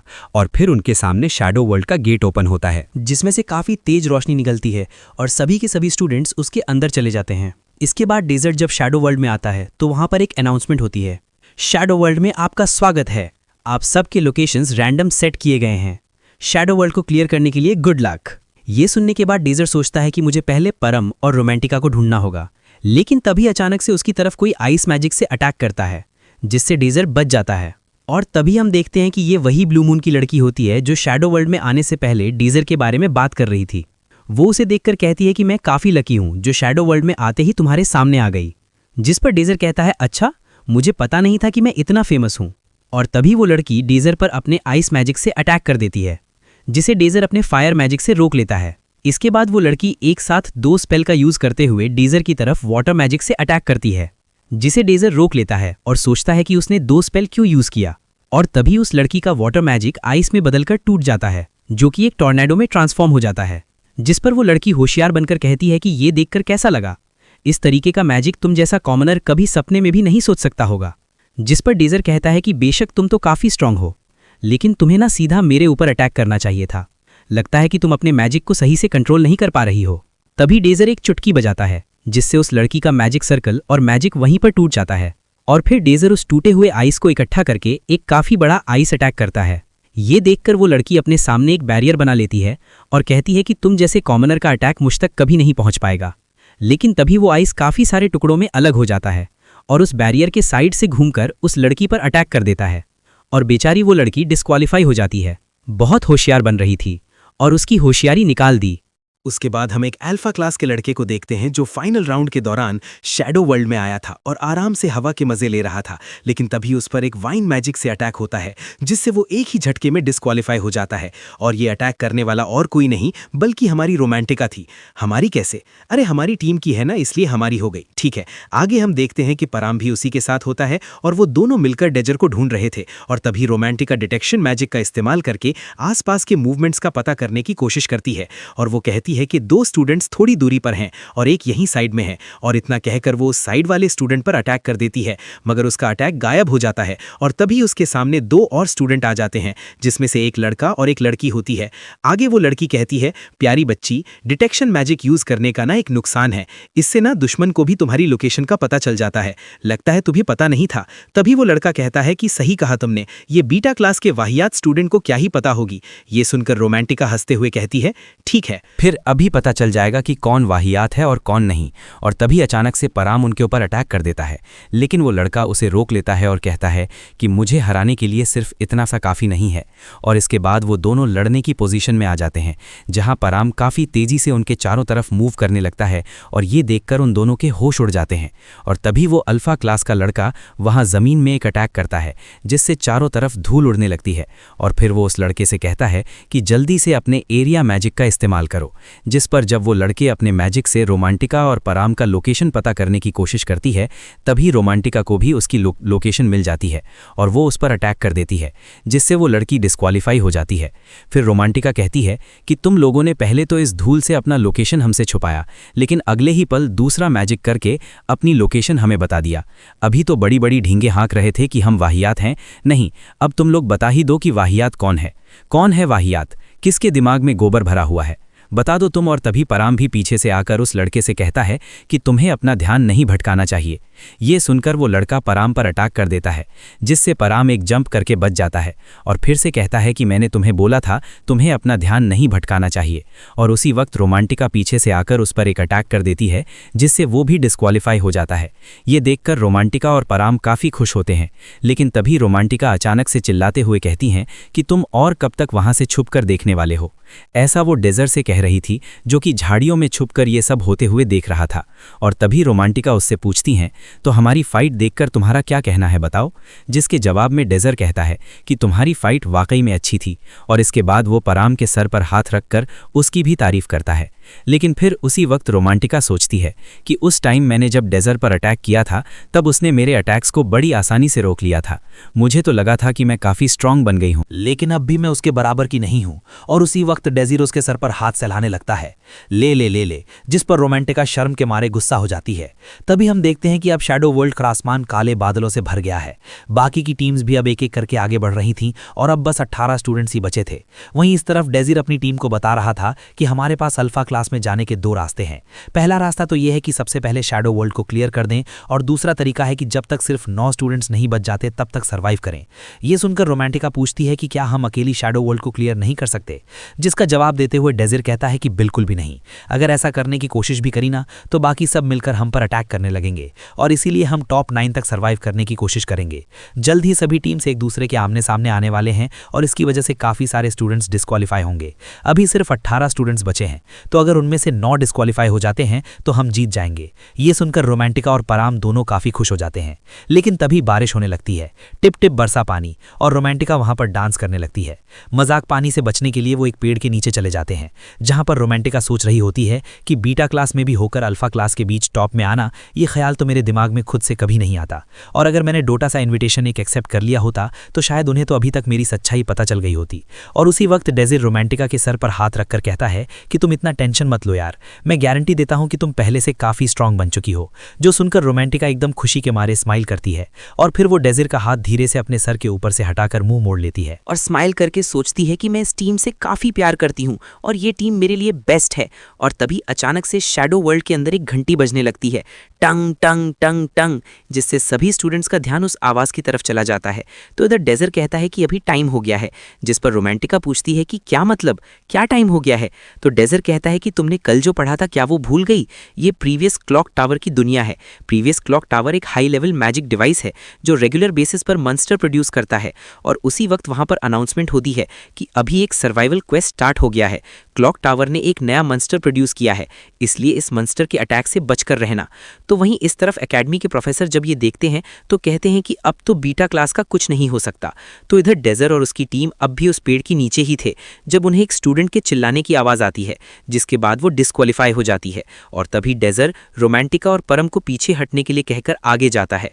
तभी वो देखते हैं कि ज़मीन के अंदर से अचानक से एक मोन मॉन्स्टर चूहा निकलता है, जिसे देखकर पराम और रोमांटिका डर के मारे डेज़र को पकड़ लेते हैं। तभी वो चूहिया एक आवाज़ निकालती है जो देखकर डेज़र तुरंत उन दोनों को यहाँ से भागने के लिए कहता है।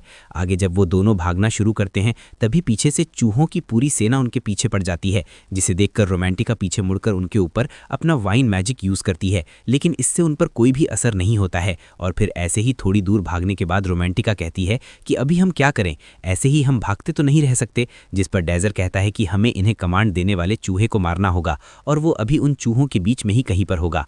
तभी डेज़र रुककर पीछे मुड़ता है और अपनी उंगली से खून निकालकर उन चूहों की तरफ फेंक देता है और कहता है, ये लो तुम्हारा फेवरेट फूड, ह्यूमन ब्लड। और तभी उन चूहों में से एक चूहा बाहर निकल कर आता है जो कि उनका लीडर था, और लीडर को देखते ही डेज़र रोमांटिका को अटैक करने का इशारा देता है, जिस पर रोमांटिका अपने मैजिक से अटैक करके उसे नीचे गिरा देती है। लेकिन वो चूहा तो दोबारा से खड़ा हो जाता है, जो देखकर रोमांटिका हैरान रह जाती है। इसके बाद वो चूहे दोबारा से उनकी तरफ आने लगते हैं, जिस पर डेज़र सबको भागने के लिए बोलने वाला होता है कि पराम उन चूहों के ग्रुप के अंदर चला जाता है, और ये सीन यहीं पर कट हो जाता है। तो वहीं अगले सीन में दूसरी तरफ हम ब्लू मून की पार्टी को देखते हैं, जिनके कुछ मेंबर्स को चूहों ने पकड़ लिया होता है और वो डिस्क्वालीफाई हो गए थी। इसके बाद हम एक दूसरे ग्रुप को भी देखते हैं, जिसमें से एक लड़का अपने काफ़ी बड़े फायर अटैक से उन चूहों पर अटैक कर रहा था। तो वहीं इधर की तरफ हम वापस से पराम को देखते हैं, जो अभी उन चूहों के तूफान के एकदम बीच में खड़ा था। वो एकदम अभिमन्यु की तरह चक्रव्यूह के बीच में खड़ा था और सोच रहा था कि अभी मुझे फोकस करना होगा और उस लीडर चूहे को ढूंढना होगा। तो इधर बाहर डेज़र चूही के ढेर को हटाने लगता है, सिर्फ और सिर्फ पराम को बचाने के लिए, क्योंकि वो उसे फिर से नहीं खो सकता है। तो इधर पराम उस चूहे को ढूंढ लेता है और वो उस पर अटैक करके वहां से बाहर निकल जाता है, और इसी के कारण उनका क्वेस्ट यानी कि चक्रव्यूह पूरा होता है। आगे जब पराम बाहर आता है तो वो वहीं पर नीचे गिर जाता है, ये कहकर कि मैं बस थोड़ा टायर्ड हो गया हूँ, जिस पर डेज़र उसे रेस्ट करने के लिए कहता है और पराम आंख बंद करके सो जाता है। इसके बाद डेज़र उसे उठाकर पेड़ के पास सुला देता है और रोमांटिका को उसके ऊपर नजर रखने के लिए बोलकर वो वहां से थोड़ी दूर आता है, जहां पर वो आसमान की तरफ देखकर सोचता है कि मैं ये आखिर क्या कर रहा हूं। मुझे पराम को ऐसी मुसीबत में डाले बिना ही ये क्लियर करना चाहिए था। मैं उनके इंप्रूवमेंट से इतना खुश हो गया कि लापरवाह बनने लगा था। और इतना कहकर डेज़र अपने आप को एक पंच मारता है और वो मन ही मन कहता है कि मैं ये कैसे भूल सकता हूं कि मेरे यहाँ पर होने की सिर्फ और सिर्फ एक वजह है, मैं दोबारा से अपने दोस्तों को नहीं खोना चाहता। इसके बाद डेज़र वापस आता है, तब तक पराम ही जाग चुका था। वो डेज़र के फेस पर पंच का निशान देखकर पूछता है कि ये तुम्हारे फेस को क्या हुआ, जिस पर डेज़र इस बात को टाल देता है और कहता है कि अब हमें उस क्लॉक टावर की तरफ आगे बढ़ना चाहिए। तो वहीं दूसरी तरफ हम एजिस्ट को देखते हैं, उसने भी सारे चूहों को आइस में जमाकर उन्हें मार दिया था। तो वहीं एक और तरफ दूसरी टीम का लड़का भी अपने फायर मैजिक से उन चूहों के साथ पूरे फॉरेस्ट को ही जला देता है। तो वहीं इस तरफ हम देखते हैं कि डेज़र की टीम क्लॉक टावर में पहुंच गई थी, जिसकी थोड़ी देर बाद हम देखते हैं कि एजिस्ट और उसकी टीम भी क्लॉक टावर के पास पहुंच गई थी। वो लोग आपस में बात कर रहे थे कि क्लॉक टावर के प्रोड्यूस किए गए मॉन्स्टर को खत्म करने के बाद हम जीत जाएंगे। तभी अचानक से उनके ऊपर से हमला होने लगता है, जिससे उनके 2 मेंबर्स डिस्क्वालीफाई हो जाते हैं। एजिस्ट ये देखकर सोचती है कि अभी हमारे ऊपर अटैक करने वाला सिर्फ एक ही हो सकता है, डेज़र। तभी दूसरी तरफ हम देखते हैं कि रोमांटिका उन पर अपने मैजिक से लगातार अटैक कर रही थी, लेकिन एजिस्ट उसके सभी अटैक को दूर से ही देखकर अपने टीममेट्स को सावधान कर देती है, जिससे सभी लोग बच जाते हैं। तो इस तरफ रोमांटिका डेजर्ट से कहती है कि अभी उन्हें हमारी लोकेशन का पता लग चुका है, जिस पर डेजर्ट कहता है कि कोई बात नहीं, चलो किसी दूसरे पार्टी पर ट्राई करते हैं। जिसे सुनकर रोमांटिका कहती है कि तुम्हारा दिमाग तो सही है ना, अगर हम ऐसे ही हर टीम पर अटैक करेंगे तो वो सब टावर के अंदर इकट्ठा हो जाएंगे। जिसे सुनकर डेजर्ट एक स्माइल करते हुए कहता है कि उन्हें यहाँ पर इकट्ठा करना ही हमारा मकसद है। दोस्त, तुम सिर्फ मेरे ऊपर भरोसा रखो। जो सुन के रोमांटिका उसकी बात मान लेती हैं और दूसरे ग्रुप पर भी अटैक कर देती हैं। इसके बाद डेजर्ट अंदर दीवार पर हाथ रखकर अपना मैजिक करने लगता है और ये सीन यहीं पर शिफ्ट होता है।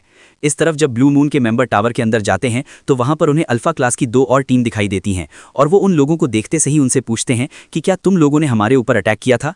काफी शर्म की बात है कि एकेडमी के टॉप पार्टी के मेंबर्स होकर भी तुम्हें हमारे ऊपर छुपकर अटैक करना पड़ रहा है। जिसे सुनकर डोटा कहता है कि तुम लोग गलत समझ रहे हो, वो अटैक हमने नहीं किया था। लेकिन वो लोग उनकी बात पर यकीन नहीं करते हैं। तभी एजिस कहते हैं कि तुम्हारे पास क्या सबूत है कि वो अटैक हमने किया था। जिस पर दूसरी टीम का एक लड़का कहता है, अच्छा, तुम्हारे अलावा ना यहाँ पर एक साथ इतने सारे स्पेल यूज करने की काबिलियत किसी और में नहीं है। अब ये सुनकर एजिस सोचती हैं कि अगर अब मैं ये उन्हें बता भी दूं कि ये बीटा क्लास वालों ने किया है तो मेरा कोई भी यकीन नहीं करेगा, और वो समझ जाती हैं कि यही तो डेजर्ट की चाल थी। आगे 2 टीम्स और ब्लू मून के बीच में फाइट होने वाली थी कि तभी एजिस सामने आकर डोनेट और परसीव से कहती हैं कि तुम दोनों को फाइट करने की कोई जरूरत नहीं है, मैं अकेले ही इनका सामना करने के लिए काफी हूं। ये सुनकर सामने वाली टीम का लीडर काफी गुस्सा हो जाता है और उस पर अपने फायर मैजिक से अटैक करता है, जिससे एजिस फायर से घिर जाती है। ये देखकर सामने वाली टीम का एक लड़का काफी खुश हो जाता है और कहता है, हमें लड़ने की जरूरत नहीं है, देखा हमारे लीडर की पावर। मगर तभी एजेस उसके पीछे से आकर उसे एक किक मार देती है, जिससे वो वहां से काफी दूर जाकर गिरता है। इसके बाद वो अपने पैरों से ही एक मैजिक सर्कल बनाकर मैजिक करती है, जिससे उस टीम की एक और लड़की भी बर्फ में जम जाती है। अब ये सब देखकर सामने वाली टीम का लीडर दूसरी टीम से मदद मांगता है और कहता है कि दोस्तों, जब तक हम इन्हें नहीं हराएं तब तक हम सिंगल रैंकर्स नहीं बन पाएंगे। और ये सुनकर तो वो दूसरी टीम भी एजेस पर अटैक करना स्टार्ट कर देती हैं और उनके बीच में काफी जोरों शोरों से फाइट स्टार्ट हो जाती है। तो वहीं इस तरफ हम देखते हैं कि डेजिर, रोमांटिका और पराम आराम से ऊपर खड़े होकर फाइट खत्म होने का इंतजार कर रहे थे, लेकिन तभी नीचे से आवाज आना बंद हो जाती है, जिस पर पराम कहता है कि लगता है कि उनकी फाइट खत्म हो गई है। जिसके जवाब में डेजिर कहता है कि नहीं, बिल्कुल भी नहीं, ये अभी खत्म नहीं हुई है, क्योंकि अभी तक कोई अनाउंसमेंट नहीं हुई है। और उसी वक्त नीचे से किसी की सीढ़ियां चढ़कर ऊपर आने की आवाज आती है, जो कि और कोई नहीं बल्कि एजिस और उसकी टीम होती है। एजिस डेजिर से कहती है कि लगता है कि तुम्हारा प्लान फेल हो गया है, जिस पर डेजिर कहता है कि हाँ, मुझे तुमसे यही उम्मीद थी, लेकिन मैं चाहता था कि अल्फा क्लास की टीम्स आपस में ही फाइट करके इसे खत्म कर दे। जिसके जवाब में एजिस कहती हैं कि मैंने सिर्फ उन्हें अपने अटैक से पकड़ा हुआ है, जिससे वो डिस्क्वालीफाई नहीं होंगे। आगे डेजर कहता है कि अच्छा होता अगर तुम एक दूसरे को हरा देते थे, लेकिन तुमने मेरा प्लान फेल कर दिया। और इसके बाद डोनेटास कह के सामने और पसीवल्लू सिंगल रैंकर्स कहलवाने के लायक हो तो मेरे साथ लड़ो और साबित करो। बस इतना कहते ही वो एक मैजिक करती है, जिससे वो और डेजर उस फ्लोर से ऊपर चले जाते हैं। आगे एजिस सामने आकर डेजर से कहती है कि चलो जल्दी से खड़े हो जाओ, क्योंकि मुझे पता है कि तुम्हें हराने के लिए इतना काफ़ी नहीं है। और तभी डेजर एक करके एजिस के ऊपर स्टोन से अटैक करता है, जो स्टोन उसके पास जाते ही स्नेक्स में बदल जाते हैं। लेकिन एजिस उन्हें अपने आइस मैजिक से रोक लेती है और इसके साथ ही ये सीन यहीं पर कट होता है। वहीं दूसरी तरफ हम देखते हैं कि पराम और परसीव के बीच भी फाइट स्टार्ट हो चुकी थी, जहां परसीवलना पराम के ऊपर भारी पड़ रहा होता है और उसका मजाक बनाते हुए बोलता है कि क्या तुमने उस बड़े से स्वॉर्ड का इस्तेमाल करना छोड़ दिया है। जिस पर पराम कहता है कि तुम काफ़ी ज़्यादा बोल रहे हो, और इतना कहकर वो अपना स्वॉर्ड निकाल लेता है। अब ये सुनकर परसीव गुस्सा होकर उसके ऊपर दोबारा से अटैक करता है, लेकिन पराम उसके अटैक को बड़ी आसानी से रोककर उसके पीछे जाता है। फिर जब वो पीछे मुड़कर पराम पर और अटैक करने की कोशिश करता है तो उसका एक भी अटैक पराम तक नहीं पहुंच पाता है। ये सब देखकर परसीव को दिन में तारे नजर आने लगते हैं। उसे समझ नहीं आ रहा था कि आखिर वो पराम को हरा क्यों नहीं पा रहा है, जबकि पिछली बार तो उसने उसको बड़ी आसानी से हरा दिया था। और तभी पराम फाइट के बीच में उसे किक मारता है, जिससे वो नीचे बैठ जाता है और पूछता है कि तुम इतने कम समय में इतने ज़्यादा स्ट्रांग कैसे बन गए। जिस पर पराम उसे जीभ दिखाते हुए कहता है, मुझे तुम जैसों को इसका जवाब देने की कोई ज़रूरत नहीं है। तो वहीं एक और तरफ हम देखते हैं कि रोमांटिका डोनेट पर अपने मैजिक से अटैक करे जा रही थी, मगर डोटा उसके सभी अटैक को बड़ी आसानी से रोक ले रहा था। इसके बाद डोटा उसकी तरफ बढ़ते हुए कहता है कि मुझे तो लगा था कि तुम सर्किल 2 में हो, क्या तुम्हारे अंदर सिर्फ इतना ही दम है। ये सुनकर रोमटका सोचती है कि अभी मेरे पास ज़्यादा माना नहीं बचा है, और तो और मैं क्लोज कॉमेट में कमज़ोर हूँ। इसके बाद डोनेटाज वाला होता है कि ऊपर का फ्लोर टूट जाता है और चारों तरफ धुआं धुआं हो जाता है। और तभी रोमांटिका इसका फायदा उठाकर उस पर दूर से अटैक करने लगती है, जिससे डोनेटा को बचने में काफी दिक्कत हो रही थी। और इसलिए वो क्या करता है कि वो अपने पहने हुए लॉकेट से एक मैजिक करके उसके आसपास का धुआं दूर कर देता है और फिर वो रोमांटिका की तरफ भागकर एक अटैक करता है, जिससे रोमांटिका नीचे गिर जाती है। इसके बाद वो उस पर बार बार लगातार अटैक करने लगता है, जिससे रोमांटिका बिल्कुल बाल बाल बच रही थी। इसके बाद रोमांटिका की नज़र डोनेटास पर पड़ती है, जो कि वही लॉकेट थी जो उसने उसे पहली बार मिलने पर दिया था। जिस पर रोमांटिका कहती है तो इसका मतलब वो लॉकेट एक आर्टिफैक्ट था, जिस पर डोनेटास कॉमनर्स की औकात से बिल्कुल बाहर है। ये सुनकर रोमांटिका कहती है कि तुम इतना कॉमनर क्यों कर रहे हो? तुम्हारे और मेरे बीच में कुछ अलग नहीं है, हम दोनों इंसान ही तो हैं। स्टेटस को अगर 2 मिनट के लिए साइड में रख दिया जाए तो हम दोनों इस एकेडमी के स्टूडेंट्स हैं। ये सुनकर तो डोनेटा जैसे गुस्से में जलने लगता है और कहता है कि मैं एक नोबल हूं, हम दोनों में कुछ भी एक जैसा नहीं है।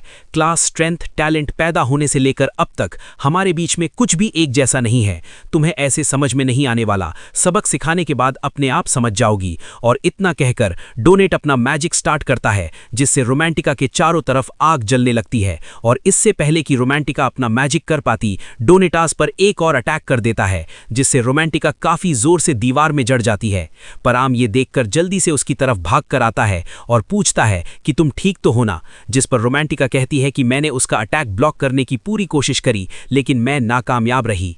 तो वहीं इस तरफ डोनेटास वॉल से कहता है कि मैं अकेला ही सारे कॉमनर्स को खत्म कर दूंगा, और इतना कहकर वो आगे आगे बढ़ने लगता है। ये देखकर रोमांटिका पराम को थोड़ी देर के लिए लड़ने के लिए कहती है, जिससे कि वो अपना माना रिस्टोर कर सके। और पराम वो इसके लिए मान तो जाता है, लेकिन पराम जब उसके साथ लड़ने के लिए जाता है तो वो उसे 2 स्टोन के बीच में कुचलकर सीधा रोमांटिका पर अटैक करने के लिए जंप करता है। मगर तभी पराम उन स्टोन्स को काटकर परास ऊपर से सीधा और जबरदस्त वार करता है। हमला इतना तेज होता है कि डोनेटास उसे संभाल नहीं पाता और कई फीट दूर जा गिरता है। ये देखते ही बॉल फाइट में कूदने की कोशिश करता है, लेकिन तभी जमीन से उठते हुए डोनेटास गुस्से में चिल्लाता है, ये मेरी फाइट है, तुम बीच में मत आओ। उसकी आंखों में आग होती है और पूरा शरीर गुस्से से कांप रहा होता है। डोनेटास का ये रूप देखकर बॉल रुक जाता है। वो धीरे धीरे पीछे हटता है और चुपचाप दूर से ही फाइट को देखने लगता है। डोनेटास का पराम से कहती है, क्या तुम उस दूसरे लड़के को कहीं पर दूर लेकर जा सकते हो? क्योंकि डोनेटास हैं और इसीलिए मैं खुद उससे लड़ूंगी। ये सुनकर पराम कहता है कि तुम्हें देखकर तो ऐसा नहीं लगता कि तुम उसे अभी हरा सकती हो। तुम मेरे ऊपर बोझ नहीं बनना चाहती, इसीलिए ऐसा बोल रही हो, है ना? लेकिन मैं ऐसा नहीं कर सकता। हम तीनों साथ में सिंगल रैंकर्स बनेंगे, कोई एक भी पीछे नहीं रहेगा। और डेजर ने भी हमसे बोला था कि उसे यकीन है कि हम स्ट्रांग हैं। पराम की बात सुनकर रोमांटिका स्माइल करती है और उसको थैंक्स कहती हैं। तो वहीं दूसरी तरफ एजिस्ट और डेजर की फाइट भी काफी दिलचस्प बन गई थी, जहां एजिस्ट डेजर पर अपने आइस मैजिक से अटैक करती है और डेजर उसे अपने एवर्स मैजिक से तोड़ देता है। आगे एजिस्ट अपने मैजिक सर्कल की मदद से दीवारों पर चलकर डेजर की तरफ बढ़ने लगती है, पर डेजर एक चुटकी मारकर उसके मैजिक सर्कल को गायब कर देता है। अरे एक चुटकी सिंदूर की कीमत तुम क्या जानो एजिस्ट बाबू। और फिर वो तभी एक फायर से अटैक करके एजिस्ट को नीचे गिरा देता है और वहां नीचे एक और फायर मैजिक रेडी होता है। लेकिन एजिस्ट भी कुछ कम नहीं होती है, वो इन सभी अटैक से अपने आप को एक आइस में कवर करके बच जाती है। इसके बाद एजिस्ट डेजर से पूछती है कि माना पावर, मैजिक, स्पीड और कॉम्बैट स्किल सब में मैं तुमसे बेहतर हूं, लेकिन फिर भी तुम्हें हराने में मुझे इतनी दिक्कत क्यों हो रही है? इतना कहते ही एजिस्ट उस पर अटैक करने के लिए आगे बढ़ती है और उसे रोकने के लिए डेजर अपने फायर बॉल से अटैक कर देता है। एजिस्ट उसके सभी अटैक से बचते हुए जंप करती है और डेजर पर अटैक करने वाली होती है, पर डेजर अपनी बॉडी पर स्ट्रेंथ मैजिक का इस्तेमाल करके उसे रोक लेता है। लेकिन तभी एजिस उसे धक्का दे देती है, जिससे डेजर काफी जोर से दीवार से टकराकर नीचे गिर जाता है। अब इससे पहले कि डेजर खड़ा हो पाता, एजिस उस पर अटैक करने लगती है, मगर डेजर वहां से हटकर उससे बच जाता है। पर एजिस उसके ऊपर लगातार अपने सोर्ड से अटैक किए जा रही थी, मगर डेजर भी उसके सभी अटैक को ब्लॉक कर दे रहा था। अब ये सब देखकर एजिस बहुत ज्यादा फ्रस्ट्रेटेड हो जाती है और कहती है कि मैं तुमसे काफी ज्यादा स्ट्रांग हूं, लेकिन फिर भी मैं तुम्हें हरा क्यों नहीं पा रही हूं? जिसके जवाब में डेजर कहता है कि क्या तुम्हें मजा नहीं आ रहा? आज तक तुमने जितनी भी फाइट्स की हैं उसमें तुम्हें कभी अपने लायक अपोनेंट नहीं मिला। और तभी डेजर फ्यूचर का एक सीन याद करता है और मन में कहता है कि उस टाइम तुम हमेशा काफी बोर्ड दिखती थी, जैसे मानो तुम्हें किसी लड़ाई में कोई इंटरेस्ट ही नहीं है। ये सब सोचने के बाद डेजर उससे कहता है कि तुम मुझे अपनी मैजिक या स्वॉर्ड से नहीं हरा पा रही हो। ये सब सुनने के बाद एजिस कहती है कि मुझे मज़ा आने के बारे में तो अभी पता नहीं, लेकिन ये बात ज़रूर सच है कि मैं तुम्हें हराना चाहती हूँ। बस इतना कहते से ही एजिस वहाँ पर एक काफ़ी खतरनाक मैजिक करती है, जिससे उनका पूरा फ्लोर एक बर्फ़ के महल जैसा बन जाता है। और फिर एजिस वहाँ पर रखे एक थ्रोन पर बैठती है और फिर तभी वो अपने इशारे से डेजर के नीचे से आइस से अटैक कर देती है, पर डेजर जंप करके उससे बच जाता है। इसके बाद एजिस चारों तरफ से हज़ारों आइस से उसके ऊपर अटैक करती है, मगर डेजर अपने इन्वर्जन मैजिक से उन सभी अटैक्स को रोक लेता है, जिस पर डेजर कहता है कि इस बर्फ के महल के अंदर वो जितना चाहे उतना मैजिक यूज कर सकती है, जिसकी कोई लिमिट नहीं है, और मानना पड़ेगा कि वो अभी से ही इसका इस्तेमाल कर पा रही है। लेकिन इतना कहकर डेजर अपने इन्वर्जन मैजिक स्टार्ट कर देता है और उसके सभी मैजिक सर्कल को तोड़ देता है। एजिस जितनी भी बार अपने मैजिक सर्कल्स को बना रही थी, डेजर एक चुटकी में उन्हें तोड़ दे रहा था। ये देखकर एजिस काफ़ी बेचैन होने लगती है और सोचती है कि मेरा हर एक मैजिक एक चुटकी में खत्म हो जा रहा है, और तो और मैं उसे अपनी स्वॉर्ड से भी नहीं हरा पा रही हूँ।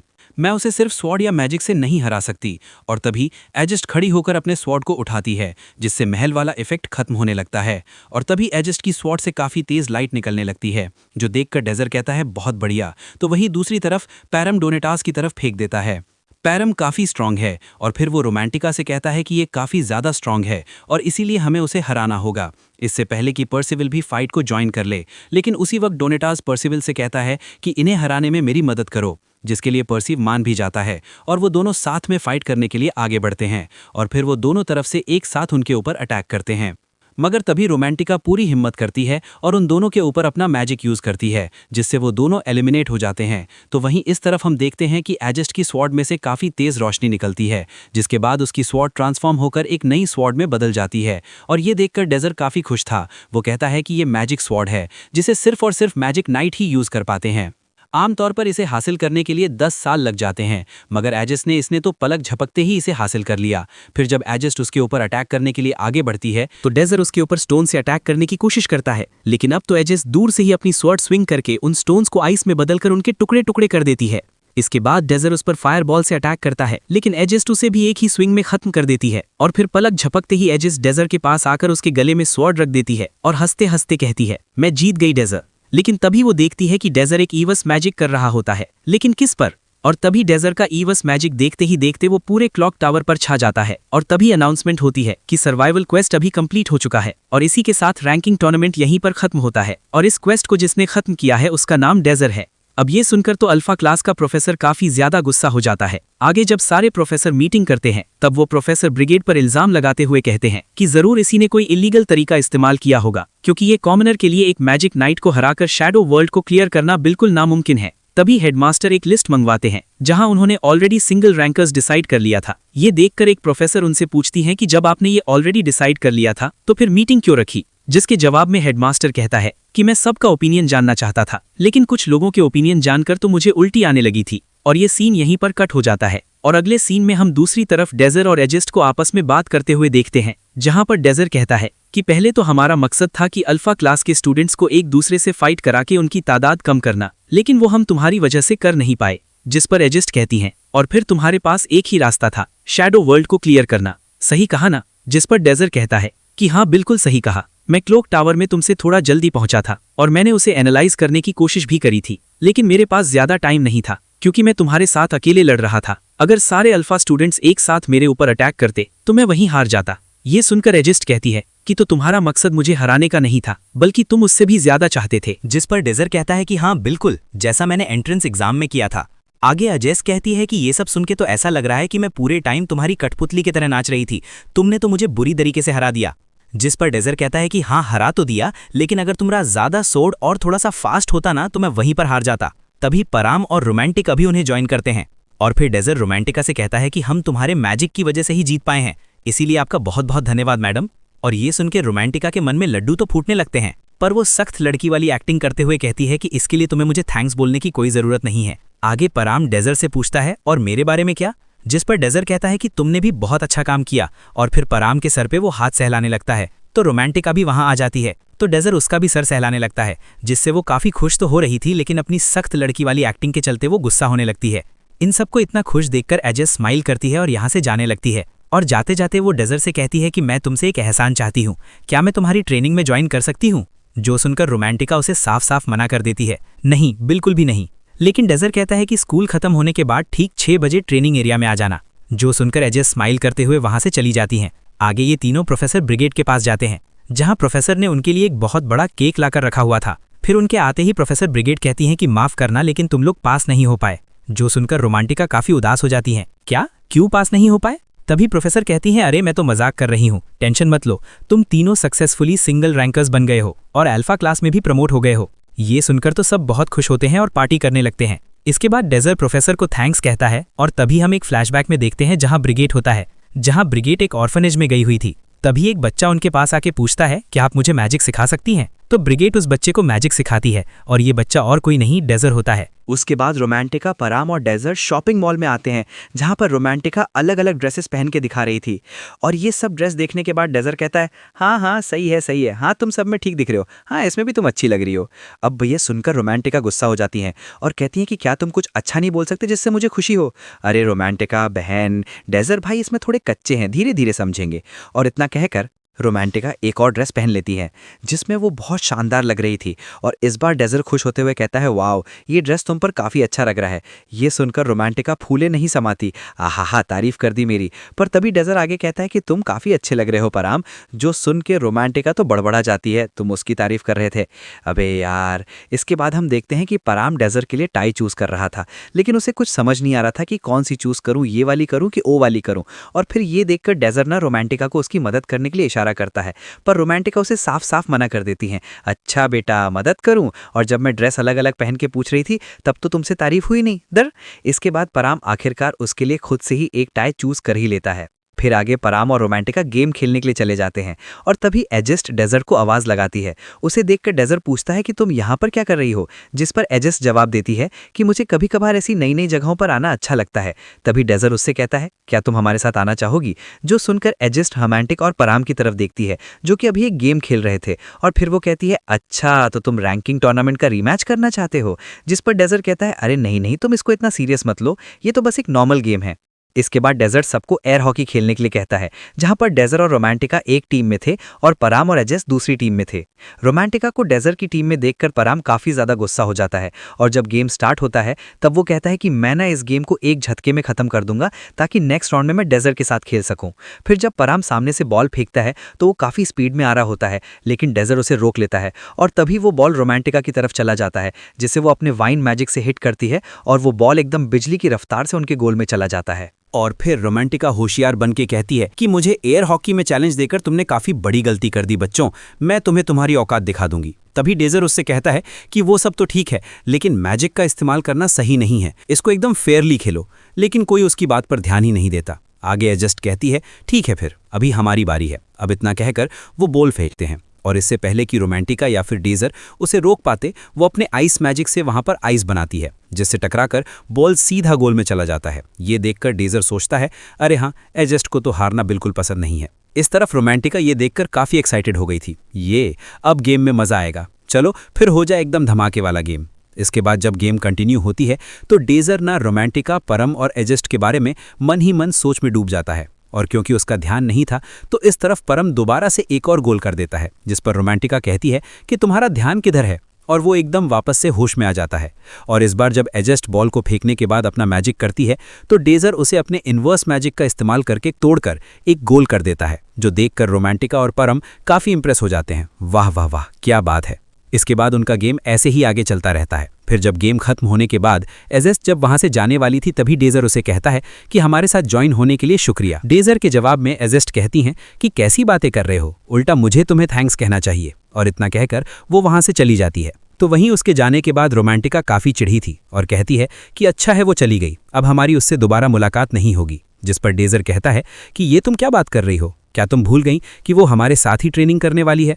आगे परम कहता है कि और तो और अब से हम अल्फा क्लास में पढ़ेंगे, तो एक दूसरे से तो मिलना जुलना होता ही रहेगा। ये सुनकर रोमांटिका चिल्लाते हुए कहती है, अरे हाँ समझ गई। यहाँ पर सीन शिफ्ट होता है और अगले सीन में ये तीनों सुबह सुबह अल्फा क्लास को देखने के लिए जाते हैं, और इतनी शानदार और साफ सुथरी क्लास को देखकर तो रोमांटिका और परम काफी ज्यादा खुश हो जाते हैं। रोमांटिका कहती है कि बीटा क्लास और इसमें तो जमीन आसमान का फर्क है, हाँ लेकिन हमने इतनी मेहनत की थी तो ये हमारा हक है वैसे।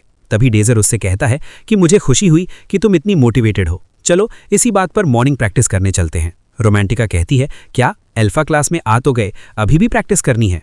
इसके बाद ये तीनों ट्रेनिंग रूम में आते हैं, जहां पर एजेस्ट भी शामिल होती है। फिर पराम और एजिस्ट आपस में ट्रेनिंग के लिए फाइट करते हैं।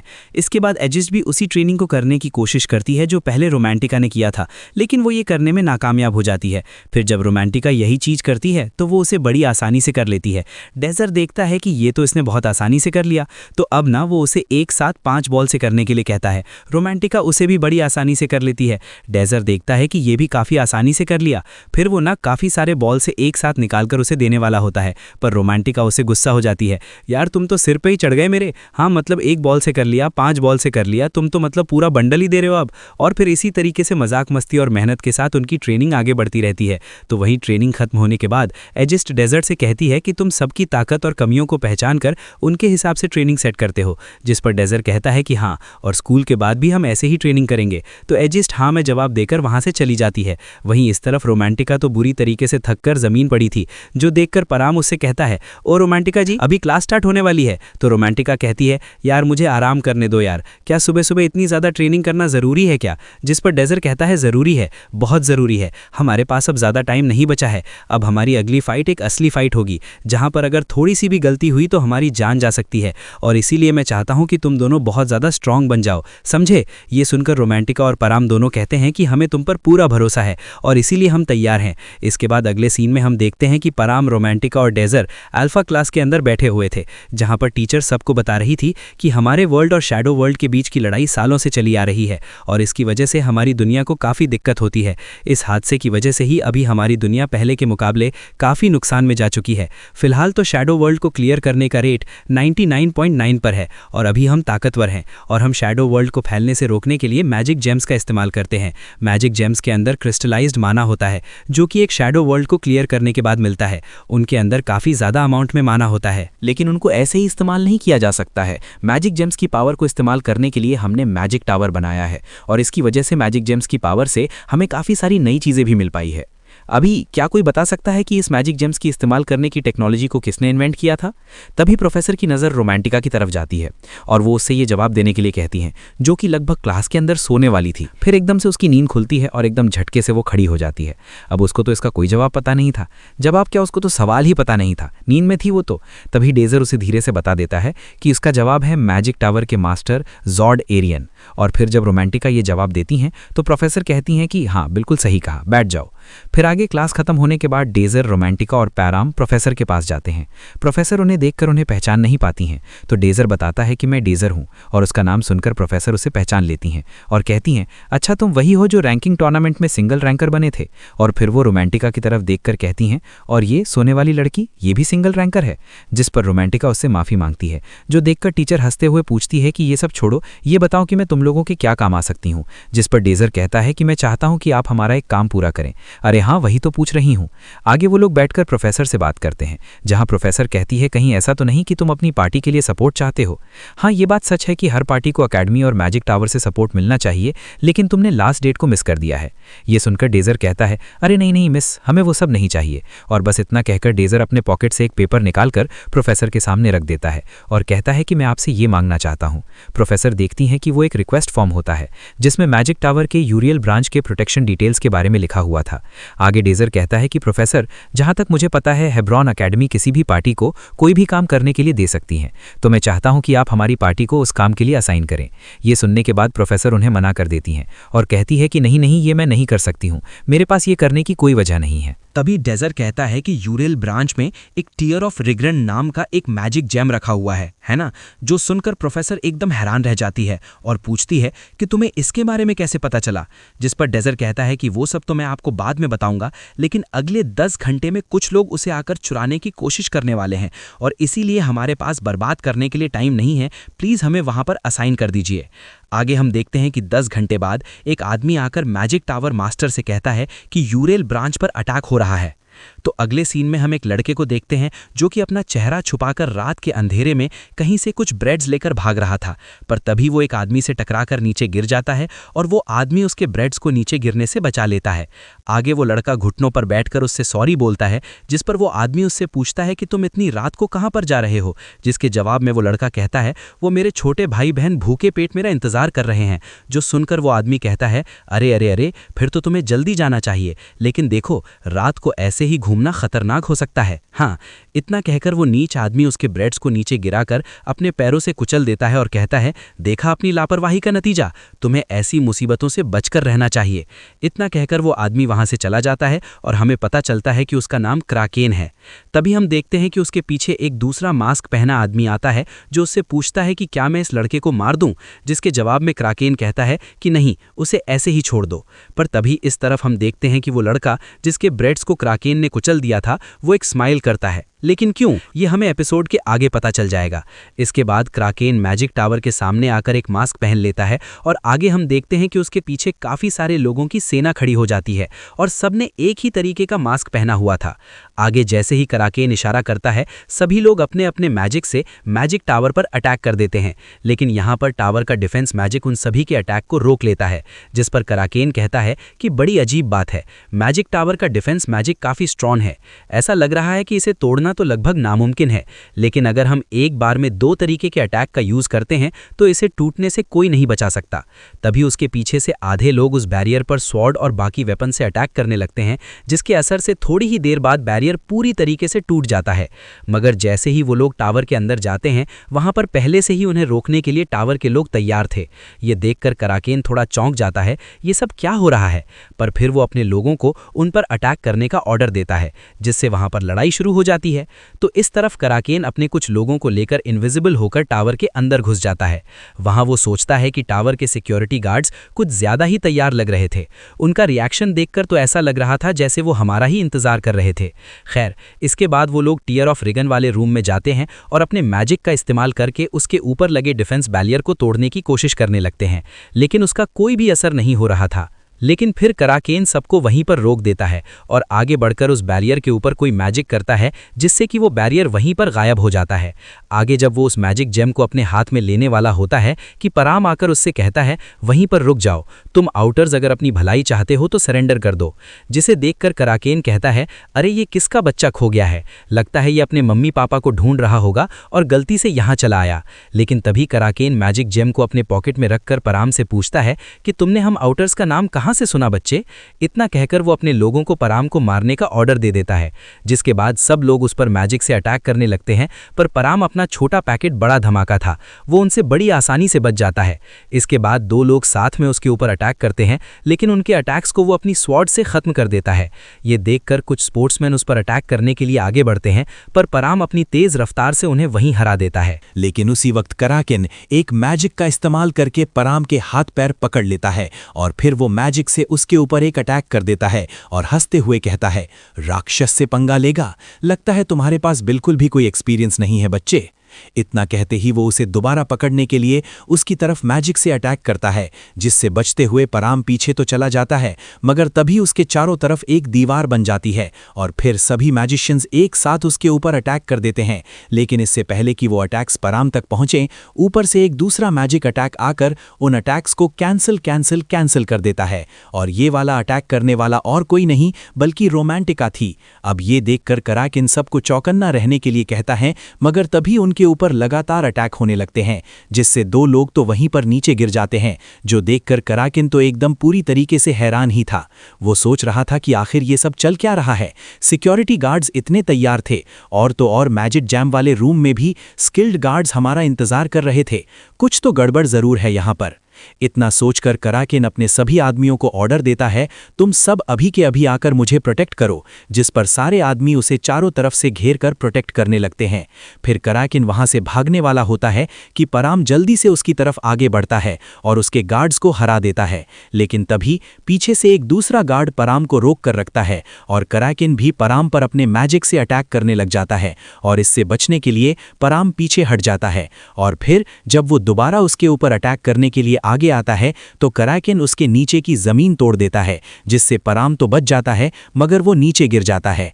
ये देखकर पराम पूछता है, मुझे लगा था वो आदमी तुम्हारा साथी है, जिसके जवाब में कराकेन कहता है कि उसके जैसे मेरे पास और भी काफ़ी आदमी हैं। ये सुनकर फिर पराम उसके ऊपर अपने स्वर्ड से अटैक कर देता है, पर कराकेन पराम को पीछे फेंक देता है। इसके बाद कराकेन वहां पर टूटे हुए स्टोन्स को अपनी चारों तरफ कवर कर लेता है और एक आर्मरर इस्तेमाल करता है। और अब जब पराम उसके ऊपर अटैक करता है तो उन अटैक्स का उसके ऊपर कोई भी असर नहीं हो रहा था। तभी उसके ऊपर पीछे से रोमांटिका अटैक करती है, लेकिन इससे कराकेन को उसकी लोकेशन का पता चल जाता है। इसकी के बाद कराकेन उनसे पूछता है कि तुम दोनों को आज यहाँ पर किसने भेजा है? मैं जानता हूँ कि तुम्हें हमारे अटैक के बारे में पहले से पता था, तुम्हें किसने बताया? जिसके जवाब में रोमांटिका कहती है, नहीं, तुम्हें क्या लगता है? तुम पूछोगे और हम बता देंगे, हम क्या पागल हैं? जिस पर क्राकेन कहता है, अच्छा होगा अगर अभी ही बता दो, नहीं तो मैं तुम्हारा वो हाल करूंगा जहां तुम मेरे पैर पकड़कर मौत की भीख मांगोगे। इतना कहकर क्राकेन रोमांटिका की तरफ स्टोन से अटैक कर देता है, पर पराम जल्दी से उन सभी स्टोन्स को तोड़कर रोमांटिका के पास आता है। आगे फिर रोमांटिका उसके ऊपर अपने मैजिक से दोबारा अटैक करने की कोशिश करती है, जिसे क्रग बड़ी आसानी से रोक लेता है और कहता है कि इतने कमजोर अटैक से मेरा कुछ नहीं होने वाला। मगर तभी रोमांटिका उसके स्टोन्स को उसी के ऊपर फेंकते हुए कहती है कि ये बुढ़ा मेरे बीच में बोल रहा है, और फिर वो दोनों अपने अपने स्टोन से एक दूसरे पर अटैक करते हैं, जिससे चारों तरफ कोहरा ही कोहरा हो जाता है। और तभी पराम उस धुएं में छुपकर उसके ऊपर अटैक करने वाला होता है कि क्राकेन उसे देख लेता है और कहता है कि बस अब मजाक बहुत हुआ। बस इतना कहकर वो वहां पर एक काफी खतरनाक मैजिक करता है, जिससे वहां पर काफी बड़ा धमाका होता है और फिर इससे उसके नीचे की जमीन में काफी बड़ा छेद हो जाता है और क्राकेन उसमें चला जाता है। तो इस तरफ रोमांटिका पराम के पास आकर कहती हैं कि उसने हमें काफी बुरी तरीके से हरा दिया, जिस पर पराम कहता है कि हाँ, वो काफी स्ट्रांग है, इसीलिए हमें डेजर्ट से और ट्रेनिंग लेनी पड़ेगी। तो फिर वहीं आगे हम क्राकेन को एक सुरंग में देखते हैं। वो मैजिक स्टोन को पकड़कर सोचता है कि ये हमने बिल्कुल भी नहीं सोचा था, उन्हें हमारे हर एक चाल के बारे में काफी अच्छे से पता था। मैजिक टावर के मास्टर जोड की तो सच में दाद देनी पड़ेगी, लेकिन आखिर में तो टीयर ऑफ रीगर्नल अभी मेरे हाथों में है, इसीलिए यहाँ पर जीत तो हमारी हुई। हाँ, तभी सामने से एक आवाज आती है, अभी जीत मनाने के लिए टाइम है बेटा। और जब क्राकेन सामने देखता है तो ये वही लड़का होता है जो पहला पार्ट की स्टार्टिंग में उससे टकराया था। और फिर जब वो लड़का अपने चेहरे से कपड़ा उठाता है तो वो और कोई नहीं बल्कि डेजर था। आगे डेजर उससे कहता है, अभी तुम कहाँ जा रहे हो? अभी तो तुमसे अपने ब्रेड का हिसाब लेना बाकी है, तुम कहाँ पर जा रहे हो? उसे देखकर क्राकेन पूछता है कि तुम्हें कैसे पता चला कि मैं अभी कहाँ पर हूँ? जिस पर डेजर अपना हाथ आगे करता है, जिसमें से कुछ चमक रहा होता है, और उसी वक्त क्राकेन का हाथ भी चमकने लगता है। फिर डेजर कहता है कि मैंने ना तुम्हारे ऊपर अपना माना मार्क कर दिया था। ये सुनकर क्राकेन को बात समझ में आ जाती है और वो सोचता है, अच्छा तो ये सब उस लड़के ने किया है। तभी क्राकेना हंसने लगता है और कहता है, कितनी बढ़िया बात है, इतनी कम उम्र में भी इतना टैलेंट, लेकिन तुमने ना मेरे रास्ते में आकर गलती कर दी। इतना कहते ही वो अपने मैजिक से सुरंग के स्टोन से डेजर पर अटैक कर देता है, लेकिन डेजर उसके अटैक्स को अपने मैजिक से बड़ी आसानी से तोड़ देता है और कहता है कि अभी मैं तुमसे वो चीज़ मांगूंगा जो तुमने चुराया है। जिसे सुनकर क्राकेन दोबारा से उसके ऊपर मैजिक से अटैक कर देता है, लेकिन डेजर अपने इवर्स मैजिक से उसके अटैक को एक ही झटके में तोड़ देता है। इसके बाद जब क्राकेन एक और अटैक करने जा रहा होता है तो डेजर उसके मैजिक सर्कल को ही तोड़ देता है। ये देखकर क्राकेन एकदम हैरान था।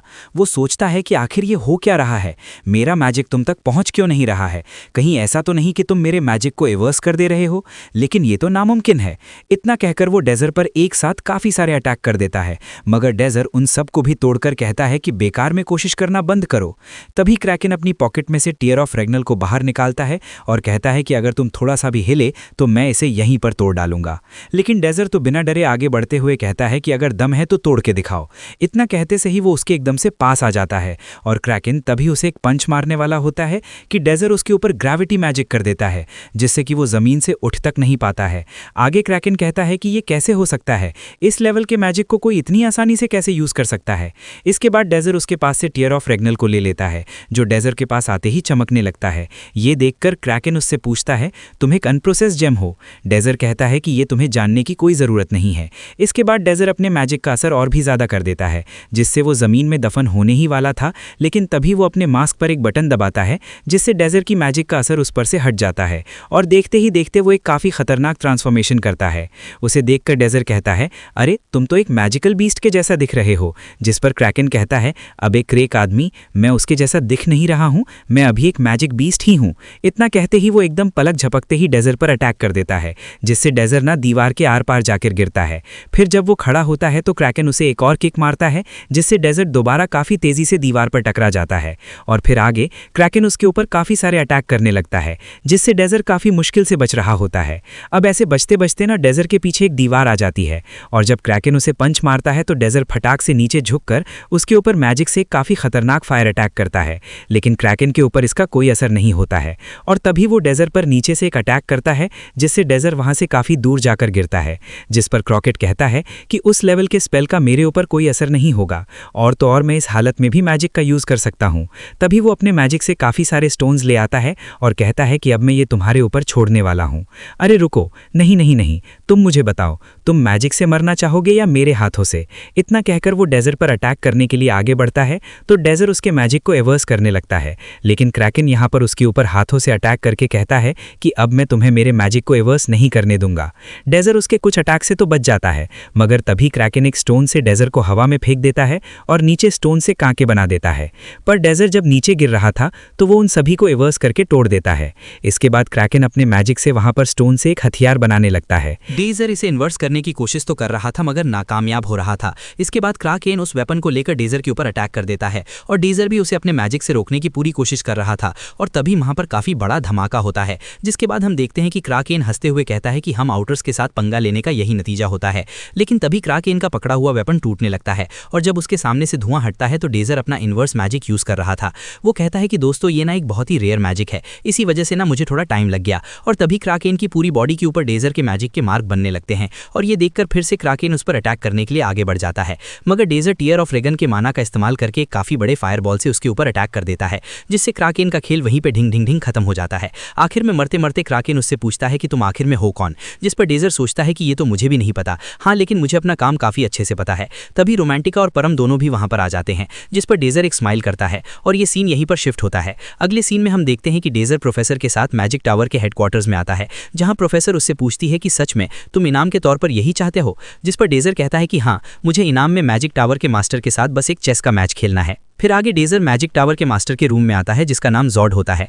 डेजर उसे देखकर सोचता है कि जॉर्ड अभी और फ्यूचर में भी दुनिया का सबसे स्ट्रॉन्गेस्ट मजिशियन है, और तो और वो मेरा एक काफ़ी अच्छा दोस्त भी है। इसके बाद जॉर्ड उसे बैठने के लिए कहता है और वो लोग चेस खेलना शुरू करते हैं, जहां पर जॉर्ड कहता है कि माफ़ करना, लेकिन मेरे पास अभी सिर्फ 27 मिनट हैं, उसके बाद मुझे एक मीटिंग अटेंड करनी है। वैसे तुम कौन से रूल से खेलना चाहोगे? जिस पर डेजर कहता है कि मैं लर्ब रूल से खेलना चाहूँगा। ये सुनकर जॉर्ड चौंक जाता है और कहता है कि तुम्हारी चॉइस काफ़ी अजीब है, यहाँ ज़्यादा लोगों को ये खेलना नहीं आता है। जिस पर डेजर कहता है कि अच्छा, वैसे मेरे एक पुराने दोस्त ने मुझे ये खेलना सिखाया था, और हम देखते हैं कि ये दोस्त उसकी पिछली लाइफ में जॉर्ड ही था।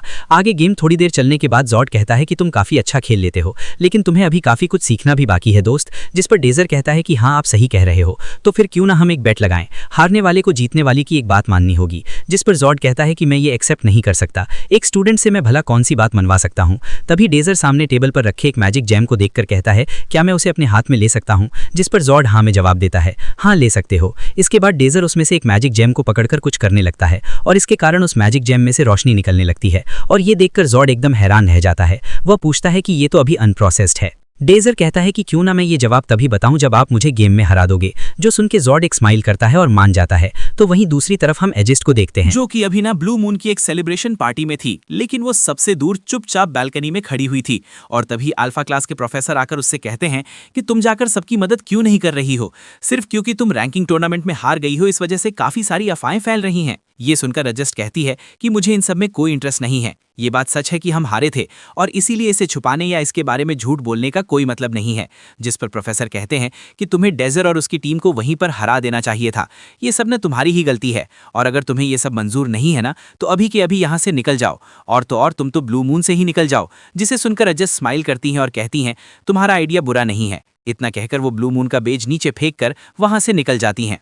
अब अगले सीन में हम डेजर, रोमांटिका और पराम को देखते हैं, जो कि एक साथ बैठे हुए थे। डेजर उनसे कहता है कि तुम दोनों ने आउटर्स के खिलाफ लड़ने में काफी अच्छा काम किया है। ये सुनकर रोमांटिका कहती है कि नहीं, ये सच नहीं है। मैं और पराम हम दोनों मिलकर भी उनके लीडर को छू तक नहीं पाए, इसलिए हमें तो और स्ट्रांग बनना पड़ेगा। जिस पर डेजर हाँ में जवाब देता है। हाँ वो भी है। फिर पराम उससे पूछता है कि तुम हमें स्ट्रांग बनाने के लिए इतना जोर क्यों लगा रहे हो, जिस पर डेजर कहता है कि ठीक 13 दिन बाद एक शैडो वर्ल्ड खुलने वाला है और हमें उसे पार करने के लिए भेजा जाएगा, और ये हमारे एकेडमी के शैडो वर्ल्ड जैसा बिल्कुल भी नहीं है। अगर हम इसमें नाकामयाब होते ना तो इस दुनिया पर खतरा और बढ़ जाएगा और हम तो वहीं पर मारे ही जाएंगे, और इसीलिए चाहे कुछ भी हो जाए, कुछ भी करना पड़े, मैं ये बिल्कुल नहीं होने दूंगा। ये सुनकर रोमांटिका कहती है कि हाँ मुझे पता है तुम्हारी बात सच होगी, तुम लोएस्ट सर्कल में होने के बावजूद भी काफ़ी ज़्यादा स्ट्रांग हो। साथ ही में तुम्हारी वो रैंकिंग टूर्नामेंट वाली और वो आउटर वाली बात, वो भी तो सच निकली। कभी कभी तो मुझे बहुत कन्फ्यूजन हो जाता है कि आखिरकार तुम हो कौन। डेजर इसका जवाब देने वाला होता है कि रोमांटिका उसे रोक लेती है और कहती है कि रुको, तुम मत बताओ, तुम्हें इसका जवाब देने की ज़रूरत नहीं है क्योंकि मैं तुम्हारा राज खुद से पता करूंगी। जिस पर डेजर उससे कहता है कि ठीक है फिर तो, और फिर वो लोग अपनी ट्रेनिंग स्टार्ट कर देते हैं। नेक्स्ट सीन में डेजर रोमांटिका को एक कैन को मैजिक से एक बॉल में बदलने को कहता है, वहीं पर पराम को वो टावर के हेड के साथ फाइट करने के लिए कहता है। फिर आगे वो रोमांटिका को भी थर्ड सर्कल में ट्रांसफॉर्म करने में मदद करता है और इस तरफ पराम भी टावर के हेड को हरा देता है। फिर आगे जब वो एजेस्ट से बात कर रहा था तभी एजेस्ट का ना पैर फिसल जाता है, जिससे वो डेजर के ऊपर गिर जाती है और वो उससे कहती है कि मैं भी तुम्हारी पार्टी में ज्वाइन करूंगी। और फिर 13 दिन बाद जैसा डेजर ने बोला था, अकेडमी में शैडो वर्ल्ड के खुलने का अनाउंसमेंट होता है। सभी स्टूडेंट्स को ऑडिटोरियम में रिपोर्ट करने के लिए बुलाया जाता है। इस तरफ डेजर, रोमांटिका और पराम अपने न्यू यूनिफॉर्म में शैडो वर्ल्ड के अंदर जाने के लिए तैयार होते हैं और तभी एजेस्ट भी उनके साथ आकर खड़ी हो जाती है और वो लोग शैडो वर्ल्ड के अंदर चले जाते हैं। इसी के साथ ये कहानी, ये सीजन यहीं पर खत्म होता है। तो दोस्त, यहाँ पर यह सीजन खत्म होता है। डेंजर का टाइम ट्रैवलिंग, लोगों को एक साथ करना, उनके साथ मिलकर उस डीमन को खत्म करना। इसका सीजन 2 आने में अभी टाइम है, जैसे ही आएगा मैं हाजिर हो जाऊंगा। तो दोस्तों, अगर आप लोगों को ये एनिमे पसंद आया तो लाइक एंड फुल हाइप जरूर कर देना। तो मिलता हूं आपसे एक और नए एनिमे में।